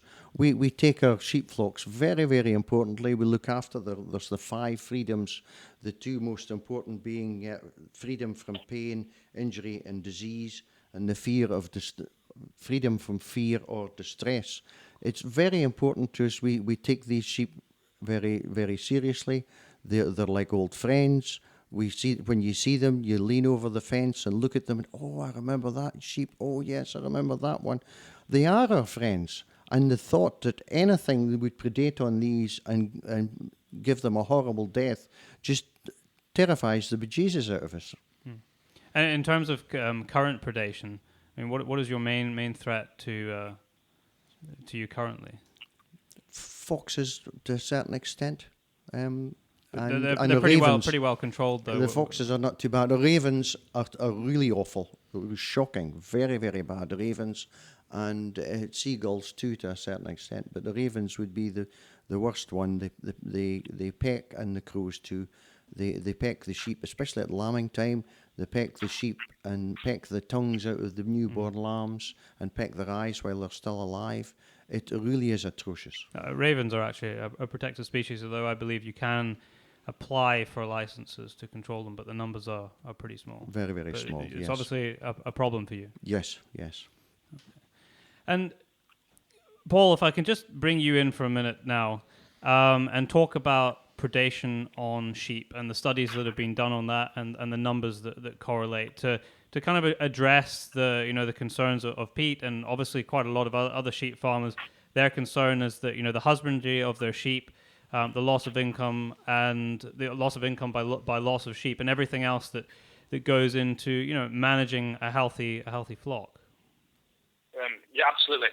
So what I'll start off by saying is I am certainly not against farmers or sheep farmers. I live on a farm. My family are all farmers from Southwest Ireland. So, I know the challenges of farming. I know the difficulties of farming. I know it's difficult for people like Pete to make a living out of sheep farming at the moment. And I respect the farming way of life. So I want to make it absolutely clear right from the start.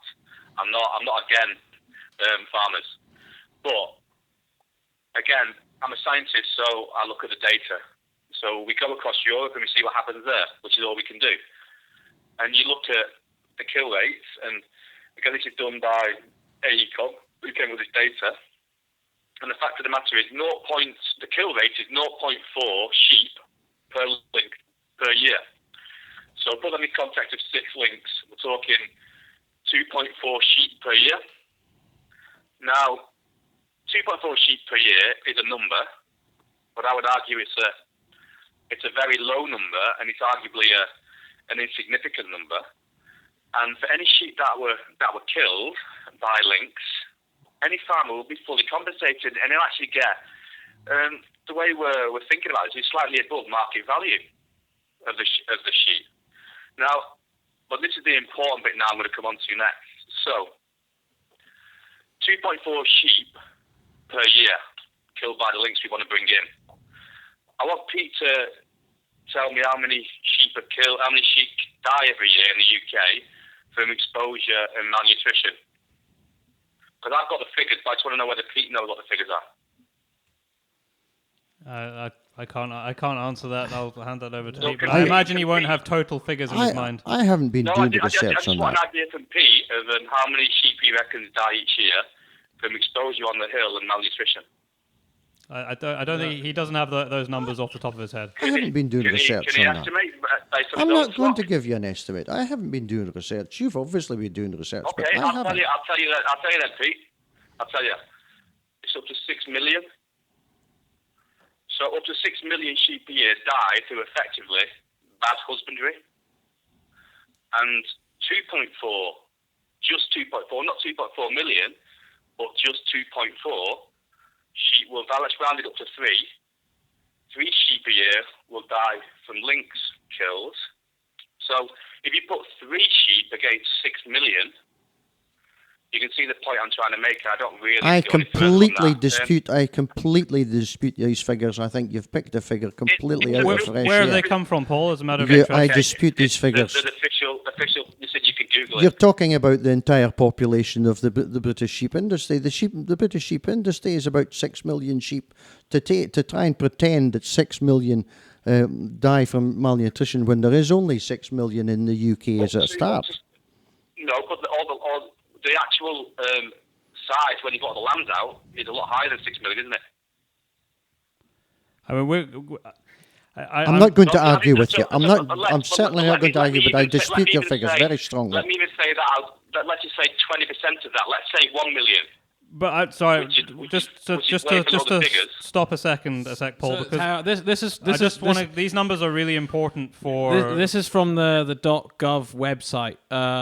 So this is actually the government. Okay, so total numbers of sheep and lambs in the UK increased by 4% during 2014 to 22.9 million. Okay. Exactly. So it's what Pete said to me. There wasn't 6 million sheep in the UK, but there's actually 4 times that figure. And what I'm saying to you is, and these are facts from a number of reports used in the ACOM CBA, and they're all in there reference, so you can go and look at them. The simple facts of the matter are that between 2 and 6 million sheep a year die through effectively bad husbandry. And then going on a bit further than that, Pete said to me these sheep are his friends. And I understand that. We have animals on our farm and you get very attached to them, of course you do. And the fact that those sheep being killed by lynx horrifies him. But I'd just like Pete to explain to me the process that happens when a sheep goes from his farm to slaughter. Because what happens to that sheep is and you see them on the motorway every day. They're herded, they're pushed into a wagon, they're crowded, they're sent on a long journey, sometimes to continental Europe. It's freezing. They're on a motorway going along at 65 mile an hour in the back of a wagon. They're herded off. They're put through a metal chute. I mean, I think Now Paul, you're just And talking just complete and wait, utter just wait, nonsense. just wait, I mean, it's very important. Just I, wait. I'm They put getting them in a metal I'm getting chute, fed up with this. and This then is they're just killed. ridiculous. They're killed. I They're take killed my one I by take one. my sheep to the abattoir myself. I make sure that the load is properly loaded. They spend no longer than an hour in the wagon, and they're humanely slaughtered because they're electronically stunned beforehand. So to start and come out with that nonsense is just ridiculous. It's So not you have nonsense now to me, made a because, complete because fool of yourself. you know as well as I do, the vast majority of sheep are not as lucky maybe as yours. You know that because you know how many millions of sheep are sent to slaughter, and you know that a lot of those sheep end up going to continental Europe. I mean, I think know we're that. slightly diverging here, Paul, because And the point I'm trying to make is, right, if a lynx whacks a sheep in a field, which may or may not happen, and it will happen very, very rarely, I would argue that is a far better way to go than the fate of millions of sheep that are sent to slaughter in this country. I think that there's a couple of points here that I think we need to go back to. Firstly, the slaughter of any animal, sheep, cattle, whatever, in this country, that's an inevitable part of being a farmer. I think Pete's point is that the husbandry during that point, up until the point that they end up as food on our plate, is a level of attachment and care to those. At the point where they're killed and they go into the food chain, I mean that's a separate discussion. And I think again, It's the same with lynx firing, isn't it? Because up to the point of death, they've had exactly the same care. But what I was just going to say, just to finish that, is that example that you gave, which was at the very extreme end of it. Again, it sounds it comes across quite sweeping because obviously that is not that. Undoubtedly will occur in some instances, but you can't say that that's occurring the majority of the time. And that sheep aren't loaded onto wagons and sent all over the country to slaughter, miles away from where they were born. Are you telling me that? No, you went on and then into continental Europe, and we've just heard. Let's say in the UK then, the lynx are loaded up onto crowded wagons, driven down the motorway, taken to a slaughterhouse, lined up and humanely dispatched. Yes, and that's an inevitable part of any of the processes that we have in the agriculture. That is actually, if you measure the cortisol level of those sheep through that process, we're getting far higher than a sheep that is killed by an ambush predator, such as lynx. Okay, let's just rewind a second, because I think the death aspect of it is a completely separate debate, and I could talk with you for a very long time about that, because I can see some crossovers as a hunter from what I think about hunting wild meat. But let's just talk about the actual deaths of sheep for a minute and where those numbers come from, because that's where the debate in question originally came from. The 0.4 sheep. They come from scientific papers published across Europe, and now they're in the CBA in the report, and they're all there for anyone to see. Now I know from I think it was actually even mentioned in your consultation that there were considerably higher numbers noted in Norway. Can you just? I know that you explained it in the report, but for those people who haven't read it, just to explain where those come from. Yeah, so again, Norway is a different system to the UK. So Norway, sheep are farmed in the forest and they're unshepherded. So they're not found in open pasture land where people look after them, basically. So in Norway, the sheep use the same game trail as the deer in the forest. So the sheep are in the same habitat as the lynx. Whereas in the UK, sheep aren't herded in the forest. Sheep aren't generally left for days, weeks on end without any shepherding. So it's a completely different process. So therefore, the numbers in Norway are higher than the rest of Europe, and it's the exception that proves the very clear rule. because I was just thinking about what we were talking about earlier about the terrain in Scotland and the interspersed, sort of sparse, scrubby ground with native silver birch. I mean that pretty much describes a lot of the ground here, where indeed there are sheep throughout a lot of the year.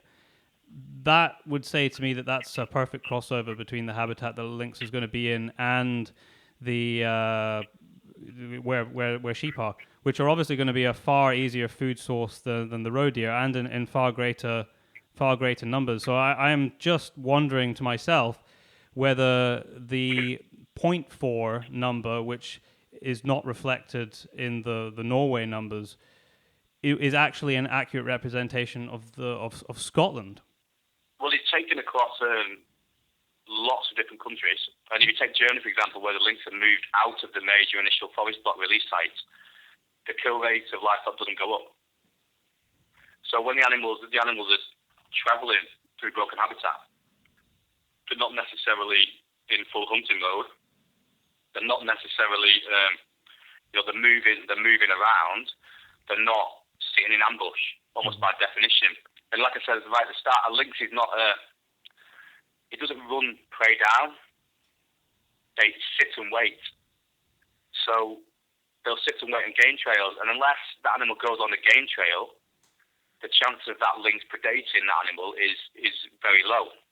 I mean, sheep follow the same trail every day, so I'm not quite sure how that works. Not in the forest, though. Well, yeah, they do. I mean, the broken habitat that we're discussing here, which we, as we discussed probably an hour ago now, will form in Scotland as part of that map that you have in your consultation, will form part of that habitat that would be suitable for lynx, is exactly that kind of thing, gorse with what would be sparse-ish silver birch plantations. I mean, those are exactly the kind of places that you find sheep wandering, one after the next to the same place every day. So, as we said, lynx may take some sheep. And we're not saying, and I've not said at all, and I won't say, no one in the team will ever say, that lynx will not take sheep. What we're saying is the numbers will be, we predict, extremely low, and any numbers that are taken will be fully compensated. Okay. I mean, Pete, if I could just go back to you, and I'm going to swing back to Paul with regard to how the compensation is going to work, but just give me an idea in terms of the spectrum of sheep value. I'm thinking, is one sheep exactly the same as the next sheep? I'm not a sheep farmer. Oh, goodness, no. It depends on the breeding characters of the sheep. And there was one sheep there that was sold in the autumn last year for £160,000. It's a lot of money. Well, if that sheep were accidentally killed by your lynx, or some of his progeny were killed, it would be a devastating financial impact. I mean, what would the offspring of something like that? I mean, you're well, obviously not talking the full amount, but it must be a lot more than the actual carcass value. Oh yes, because the actual carcass value is worth around about 80 to 90 quid at the moment. Mm-hmm. But these animals, because farmers had so much faith in the bloodlines of that particular animal, they will definitely recoup the 160,000 guineas on that animal again by selling sons and embryos of that one sheep, and I would imagine they'll overtake the 160,000 by the time they've sold all the progeny that they mean to have of this one animal. Mm-hmm. I mean, Paul, how is the value? Well, two questions to you. One, for your trial, and then beyond that, where is the money coming from to pay the compensation? And secondly, how is that compensation calculated? Well, first of all, the chances of a £160,000 price tuck wandering around the fields untended is, again, beyond remote. So I'll just start with that point. But the conversation will be. You don't know that at all, because I've seen that 160,000 sheep, and it has been in a field, so it's perfectly feasible that it will be in the field. Untended. Yes. Untended. Well, you can't have someone with a sheep 24 hours a day, can you? No. Oh, but these prize tucks, as we know, are managed differently, and artificial insemination used a lot as well. I mean, that's obviously the A extreme lot example. of these prize tucks, I know, because I've seen them as well, spend a lot of the time in the barn, protected, as rightly so, and because they're very valuable. Of course, I would protect them if you had blooming lynx running about. Artificial insemination is used a lot. I mean, that's obviously at the far end of the spectrum in terms of price, but there's obviously everything. There's everything in between. So to go back to my question, there is obviously a different value to different sheep, depending on the bloodlines that they come from. So how is the actual compensation gonna work? Is it going to take into account that? I mean, that could be a fairly beyond the market value of the sheep, but slightly above the market value we expect. Are you talking about the carcass value or the value of the bloodline? Well, you won't be able to value the bloodline. Well, you can value the bloodline by auction. If you've got a £160,000 tuck, then you've got 10 lambs off that. You don't really know what the quality of those lambs will be, and it'd be difficult to put a value on them until they're fully grown and you've been through the animal model and they've done the whole kind of trait analysis, and they've looked at yields, and they've looked at the breed and the fertility of that line and everything else. But there's obviously a risk that the risk to the farmer that of the potential unknown, but the guarantee that it definitely came from an expensive bloodline. So what I just want to kind of get to the bottom of is that going to be, because this is sort of at the very point of where the sheep farmers will be coming from, will be that loss to them and that potential financial loss into the future, as well as the immediate loss. Would that be taken into account, or is it just going to be the 80, 90 pounds of carcass weight, which is far less than the true value? We would really like to work with MSA Scotland and the NSA to come up with a system that will work for everyone. This is the whole point of the consultation. This is what we're asking for. So if people have concerns and the organisation have concerns, then they can clearly and easily relay those concerns to us. And as a lot of these organisations want to be stakeholders going forward and on steering groups going forward, then all these points can be made and built into our plan. That's what we want. We want this kind of feedback, this kind of input, so we can develop our plan so it's inclusive for everyone. That's the whole point of it. So there is at this point, the exact details of the compensation scheme are not established, and there's a really good reason for that. Is because we're asking the people involved to feed into those plans, which is the exact reason for doing the national stakeholder consultation.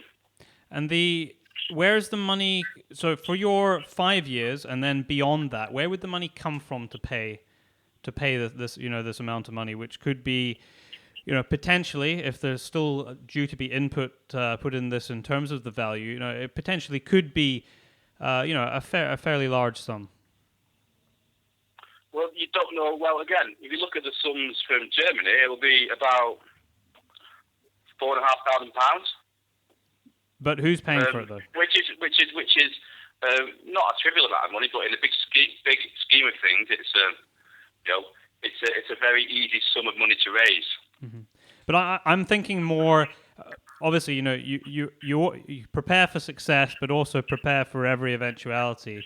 It is possible that you may end up with, for whatever reason, the lay of the land, the way that the lynx distribute, you may end up. It is possible that you may end up with a disproportional amount of sheep kills compared to what you were expecting.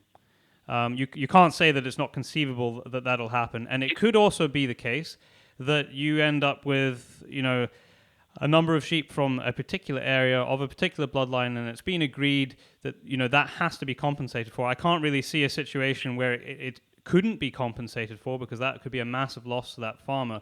How are you going to guarantee that the funds are available to pay this? So a condition of our licence will be that appropriate funds are available, and we'll work closely with the statutory agencies on that. So rest assured, there'll be no licence given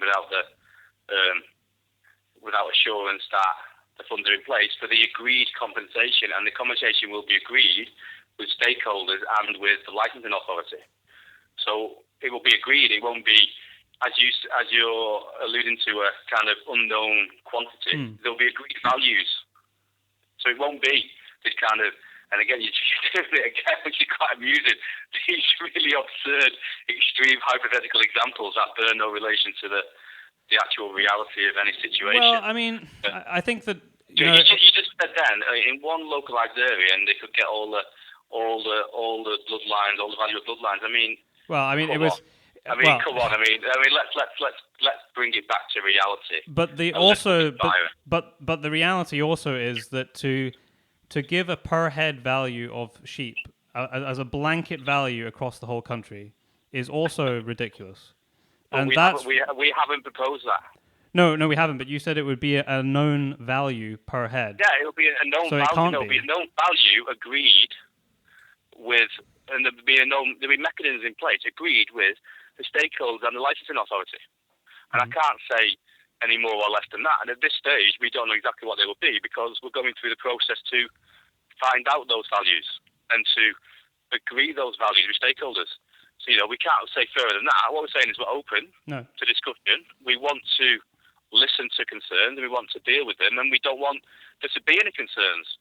We want it to work for everyone. And sheep farmers could be a big winner out of this because, as we've already said, and as Pete said, foxes are fairly significant land predators, and lynx, to some extent, control fox populations. So what the ACOM report says, and what we believe from a biological point of view, is sheep predation will actually decrease because of lynx. So you'll actually see sheep farmers will actually be better off. And again, I could make the same hypothetical. And let's say my lynx stopped your fox from killing your prized bloodline. Does that mean I've saved that farmer £160,000? I can use exactly the same argument that you've just applied to say that actually these lynx will predate on foxes, and some of those foxes may have killed your prized lamb. I mean, I think it is slightly different because we're talking about a reintroduction of something that doesn't actually exist at this point. The predation of foxes is something that is well established and controlled, I might add. But yeah, okay, no, I take your point about the hypothetical extreme examples, but it's just something. It's not useful and it's not very helpful, Baron. So I'd ask you to not use them. They're still, but these are the kinds of questions, as we will see very soon when we just get to closing this up. These are the questions that people are posing, and it does seem reasonable to me to suggest that not every death has the same value because of the reasons that we've just discussed. So that was really all I wanted to get to the bottom of, was whether that would be reflected and where the money would come from. So my last question on the compensation would be, post the 5-year study and everything goes ahead and there is actually an introduction, I can't imagine that you're just going to have a continual pool of money that's set aside. Is there something in place that you have in mind for how compensation would be paid or how that revenue would be generated? Again, you're asking me about the reintroduction and we're not applying for reintroduction. No, but that is the potential result of it. At the end of 5 years, it could be that the plan is not to reintroduce. We don't think it will. But let's say it is to reintroduce. Then again, as part of our licensing process, as part of the government consultation and government discussion, these issues will be ironed out. But I can't predict what the government will ask us to do, or what the government will request us to do, or even what the sheep market or sheep industry is like in 5 years' time. Mm-hmm. So I can't, again, I don't like to speculate wildly on hypothetical situations that I can't deal with at this time. So we deal with the 5-year trial, and rest assured there'll be enough conversation in that around to deal comfortably with that 5-year trial. And then after that, depending on what the compensation structure is, the government will make a decision on how that goes forward. Mm-hmm. Pete, just to kind of finish up on this before we go to the questions that have been posed to us,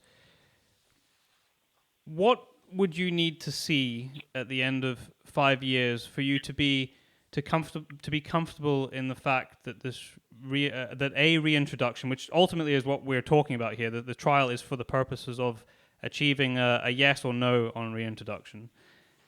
What do you need to see to know that it's not going to affect you in in a detrimental way? What I've been trying to sort of go around this in terms of the compensation and the loss and what a loss means to you.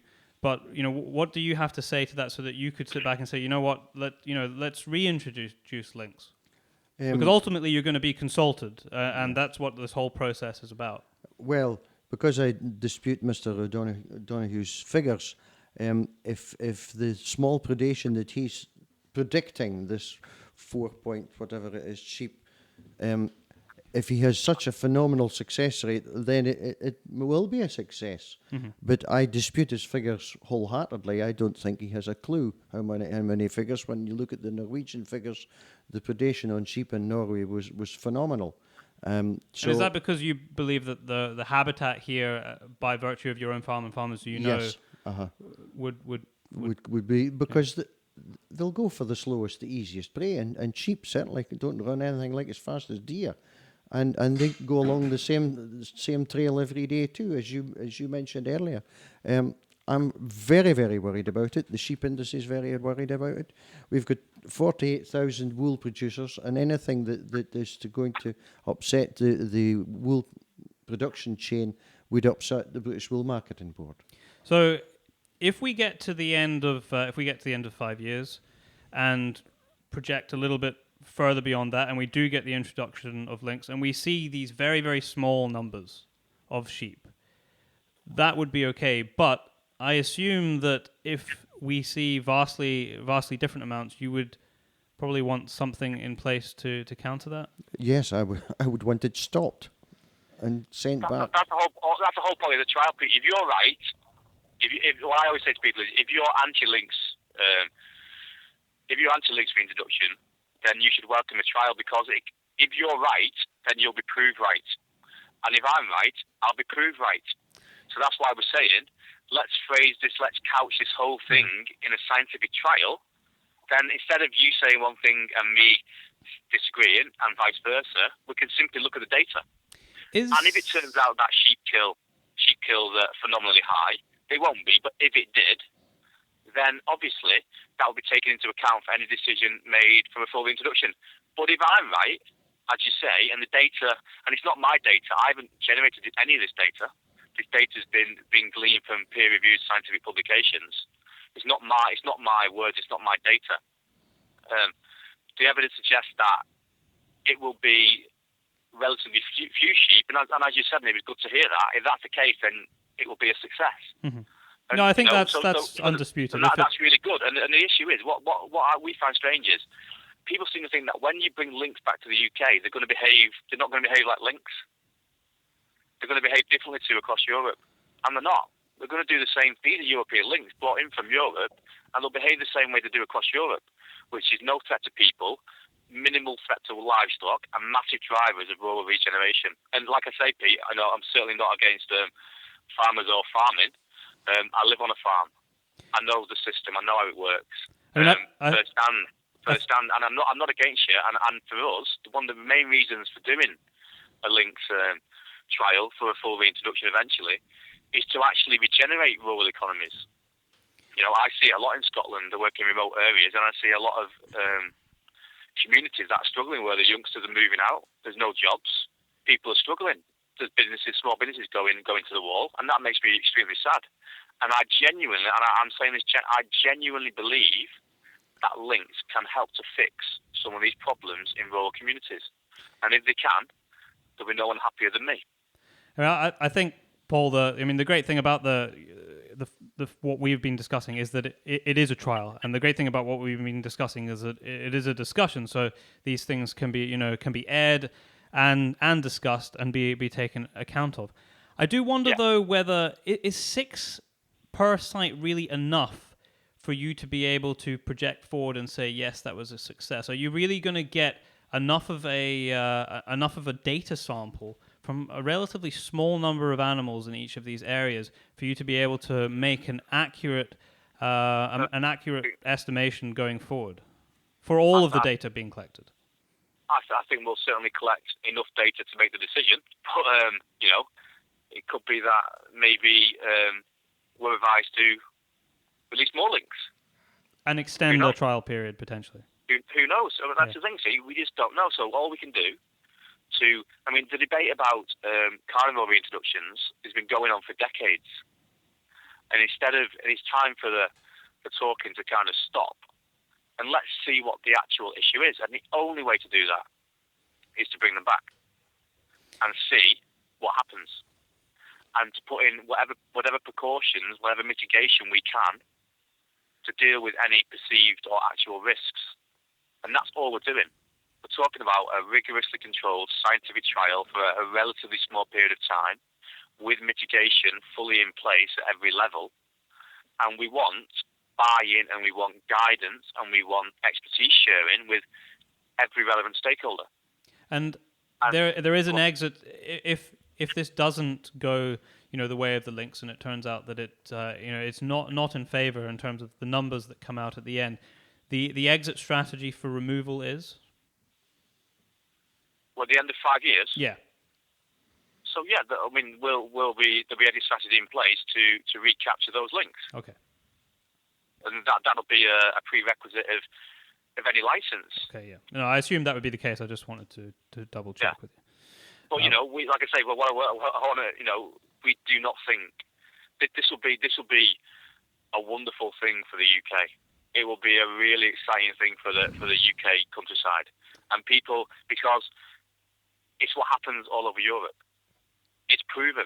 This is not like the first time lynx have been reintroduced. This is like I say, it's old news in Europe. It's proven to work almost everywhere. The main reason for me asking about a potential exit strategy is actually just what was in the news just yesterday. Was that, the beaver trials in Scotland have, I think, by all accounts, been an absolute disaster, because there's been absolutely zero control at all, and there are now calls for there actually being concerted effort to control what is turning into quite a considerable mess along the river lines that the beavers have populated. So that was the main reason for my question there, was just to know that you have it.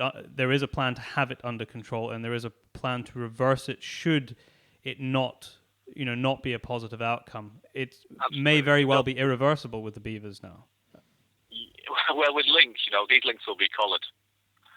We'll know exactly where they are, and at the end of the 5-year trial, we hope those lynx will remain in situ. But there will be a strategy and a plan in place if those lynx have to be recalled. Okay. I'm just going to go over to Daryl now, and he's just going to... He's got a couple of questions, stuff that hasn't been covered, if that's possible. I'll be honest. I had these questions, and nearly everything has been covered. Oh, has it? Okay. Nearly every single thing has been covered. In one. I need tea. Yeah. So they're huge. I've actually got less questions and more essays than anything. But there's a few things that stand out to me, and I think you've already covered this, and it's more about food. There's one person here, and they've said Germany doesn't have the large pheasant shoots, which we do. If a predator is hungry and was to pass a pheasant pen containing 500, 3,000 young birds, so on, if the lynx doesn't eat them, it could cause them stress and illness. So I guess you could say that about a fox, and the same. I suppose you could say the same about lambs as well. Yeah. You say that about a lamb. You say that about a feral cat, a dog, a badger, a fox, a deer. But I think more what they want to know is, is a pheasant pen an issue? From what I understand, what you've said, a lynx is not going to kill something unless it's going to eat it. Like a fox, in some ways, will decimate a pen. Lynx don't cache. The reason why fox kill more than one animal is because they cache. They're actually not being wasteful. They're actually planning for the future. They cache that food, but lynx don't show that behaviour.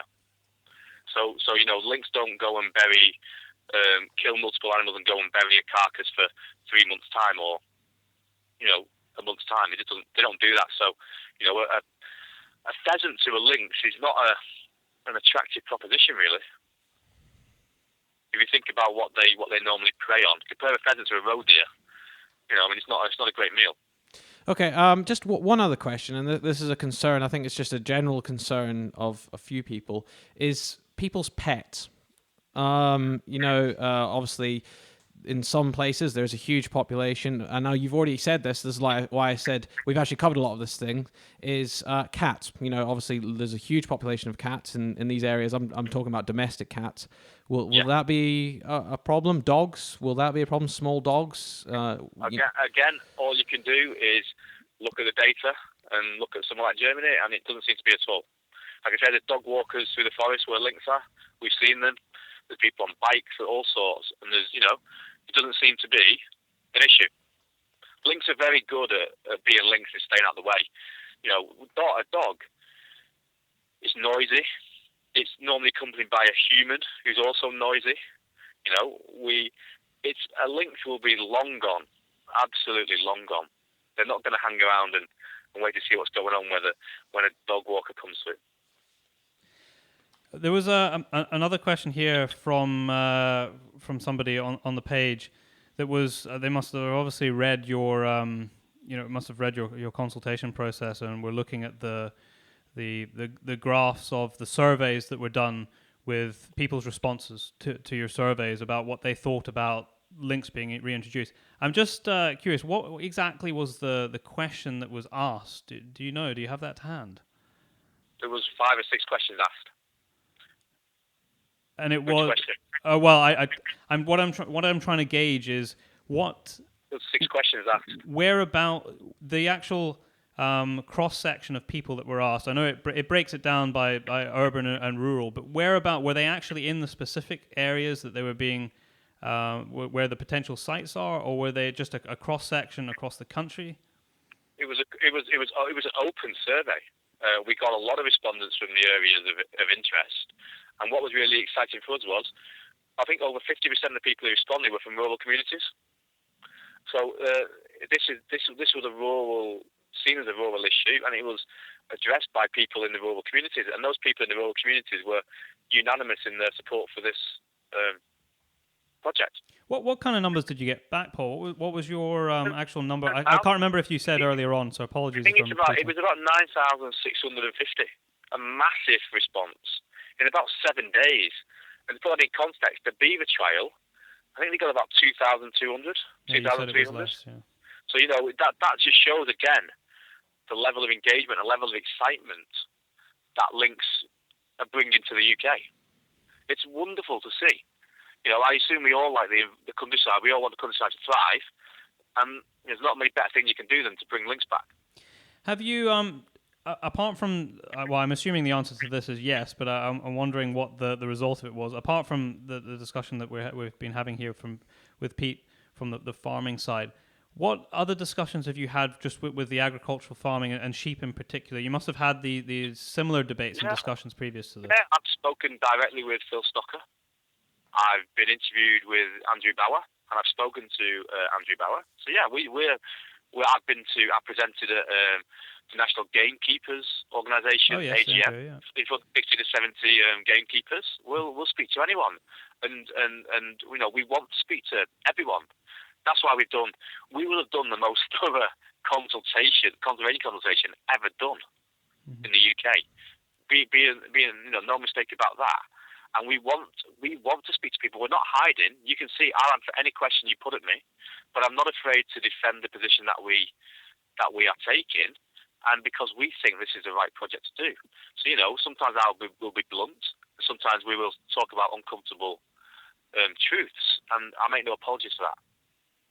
And if anybody wants to engage, be involved, learn a bit more about it, what's the best place to find you guys and what you're doing and all the information and be involved? It's really easy. If you go onto the website, there's a huge section on consultation. You can't miss it. It's got all the documents there you need to see. You can download them as PDFs, Word documents, print them off, read them.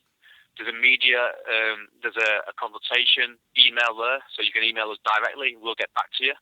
You can leave us your phone number, ask us for a call. We'll call you back. You can, if you're a stakeholder and you want to be invited to a steering group, or if you think we've not consulted you, tell us. We'll send you a consultation document. If you want to come to an event as a stakeholder, come. come along. We want to see you there. We want everyone to be there and everyone to be engaged.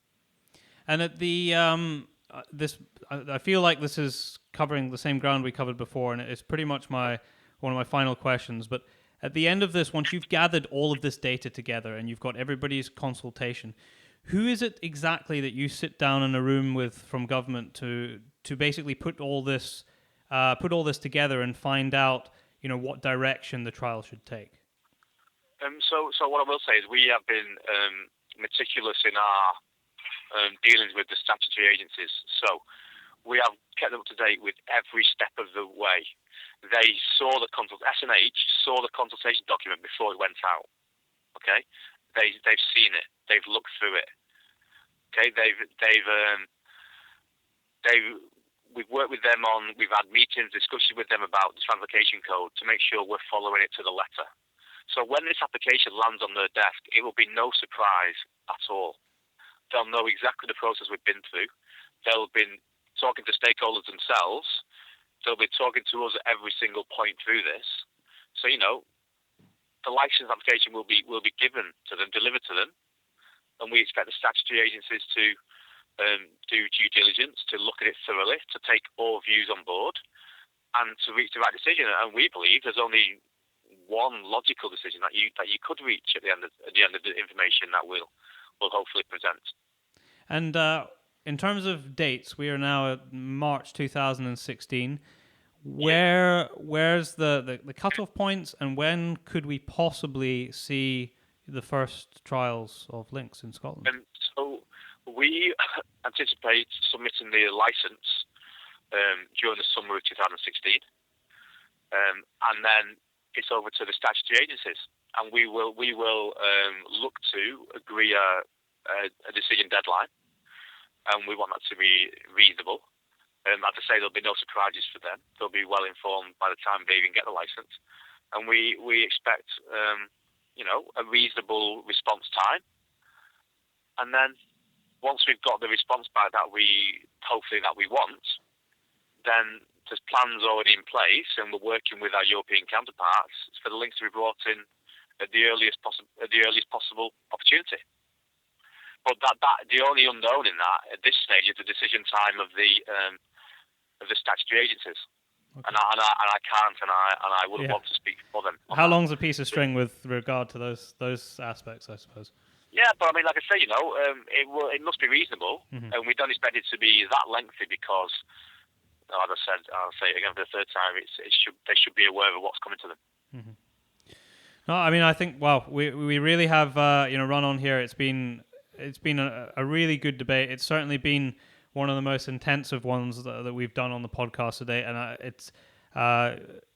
it's an issue which is obviously close to a lot of people's hearts. It's something which is fresh and new, and it is the introduction of something that we haven't seen for 1,300 years. The landscape has changed a fair amount in that. So obviously there's going to be concerns from various different parties from all angles, and obviously the flip side of that is that you've been putting forward your argument for the reintroduction of a species that was here prior to that date, and I'm sure that a lot of people will have a lot to take away from this, and I hope that some of what we've discussed and what Pete has expressed gets built into your thinking and part of the consultation for things to take into account of. But of course, I mean, Pete, are you a member of any of the livestock organisations? Yes. Okay, great. Well, speak to them and pass on your thoughts. And if I see you, I'll buy you a pint. You'll need to buy me more than one. But look, chaps, thank you so much for your time, Paul. I know that you're heading away somewhere tonight, so I really appreciate you taking the time out to come on the podcast. Pete, thank you very much for your time, and for taking what has been a difficult debate and rightly so because of the importance and implications of it. But Paul, thank you very much. Pete, thank you very much, and I hope everybody enjoyed listening. Well, thank you very much for joining us on another episode of our podcast. This one was very intensive in places, as you have now listened, you will understand Byron's head was frazzled. He couldn't actually think after that. That's why we went back. We brought it out 2 weeks later just so that we could fact check a few things. And at the very beginning, you could hear all that. Yeah, so if you want to go back and double check anything that you thought wasn't argued correctly, listen to the first 30 minutes of this podcast, because we try and go over some of the important aspects. But we will leave you for now because we have taken up a lot of your time this week. We have. Join us again in 2 weeks. Remember, you can download it on iTunes, Stitcher, YouTube, and SoundCloud. This podcast is supported by the Scottish Association for Country Sports. Until Over and out. Until next time.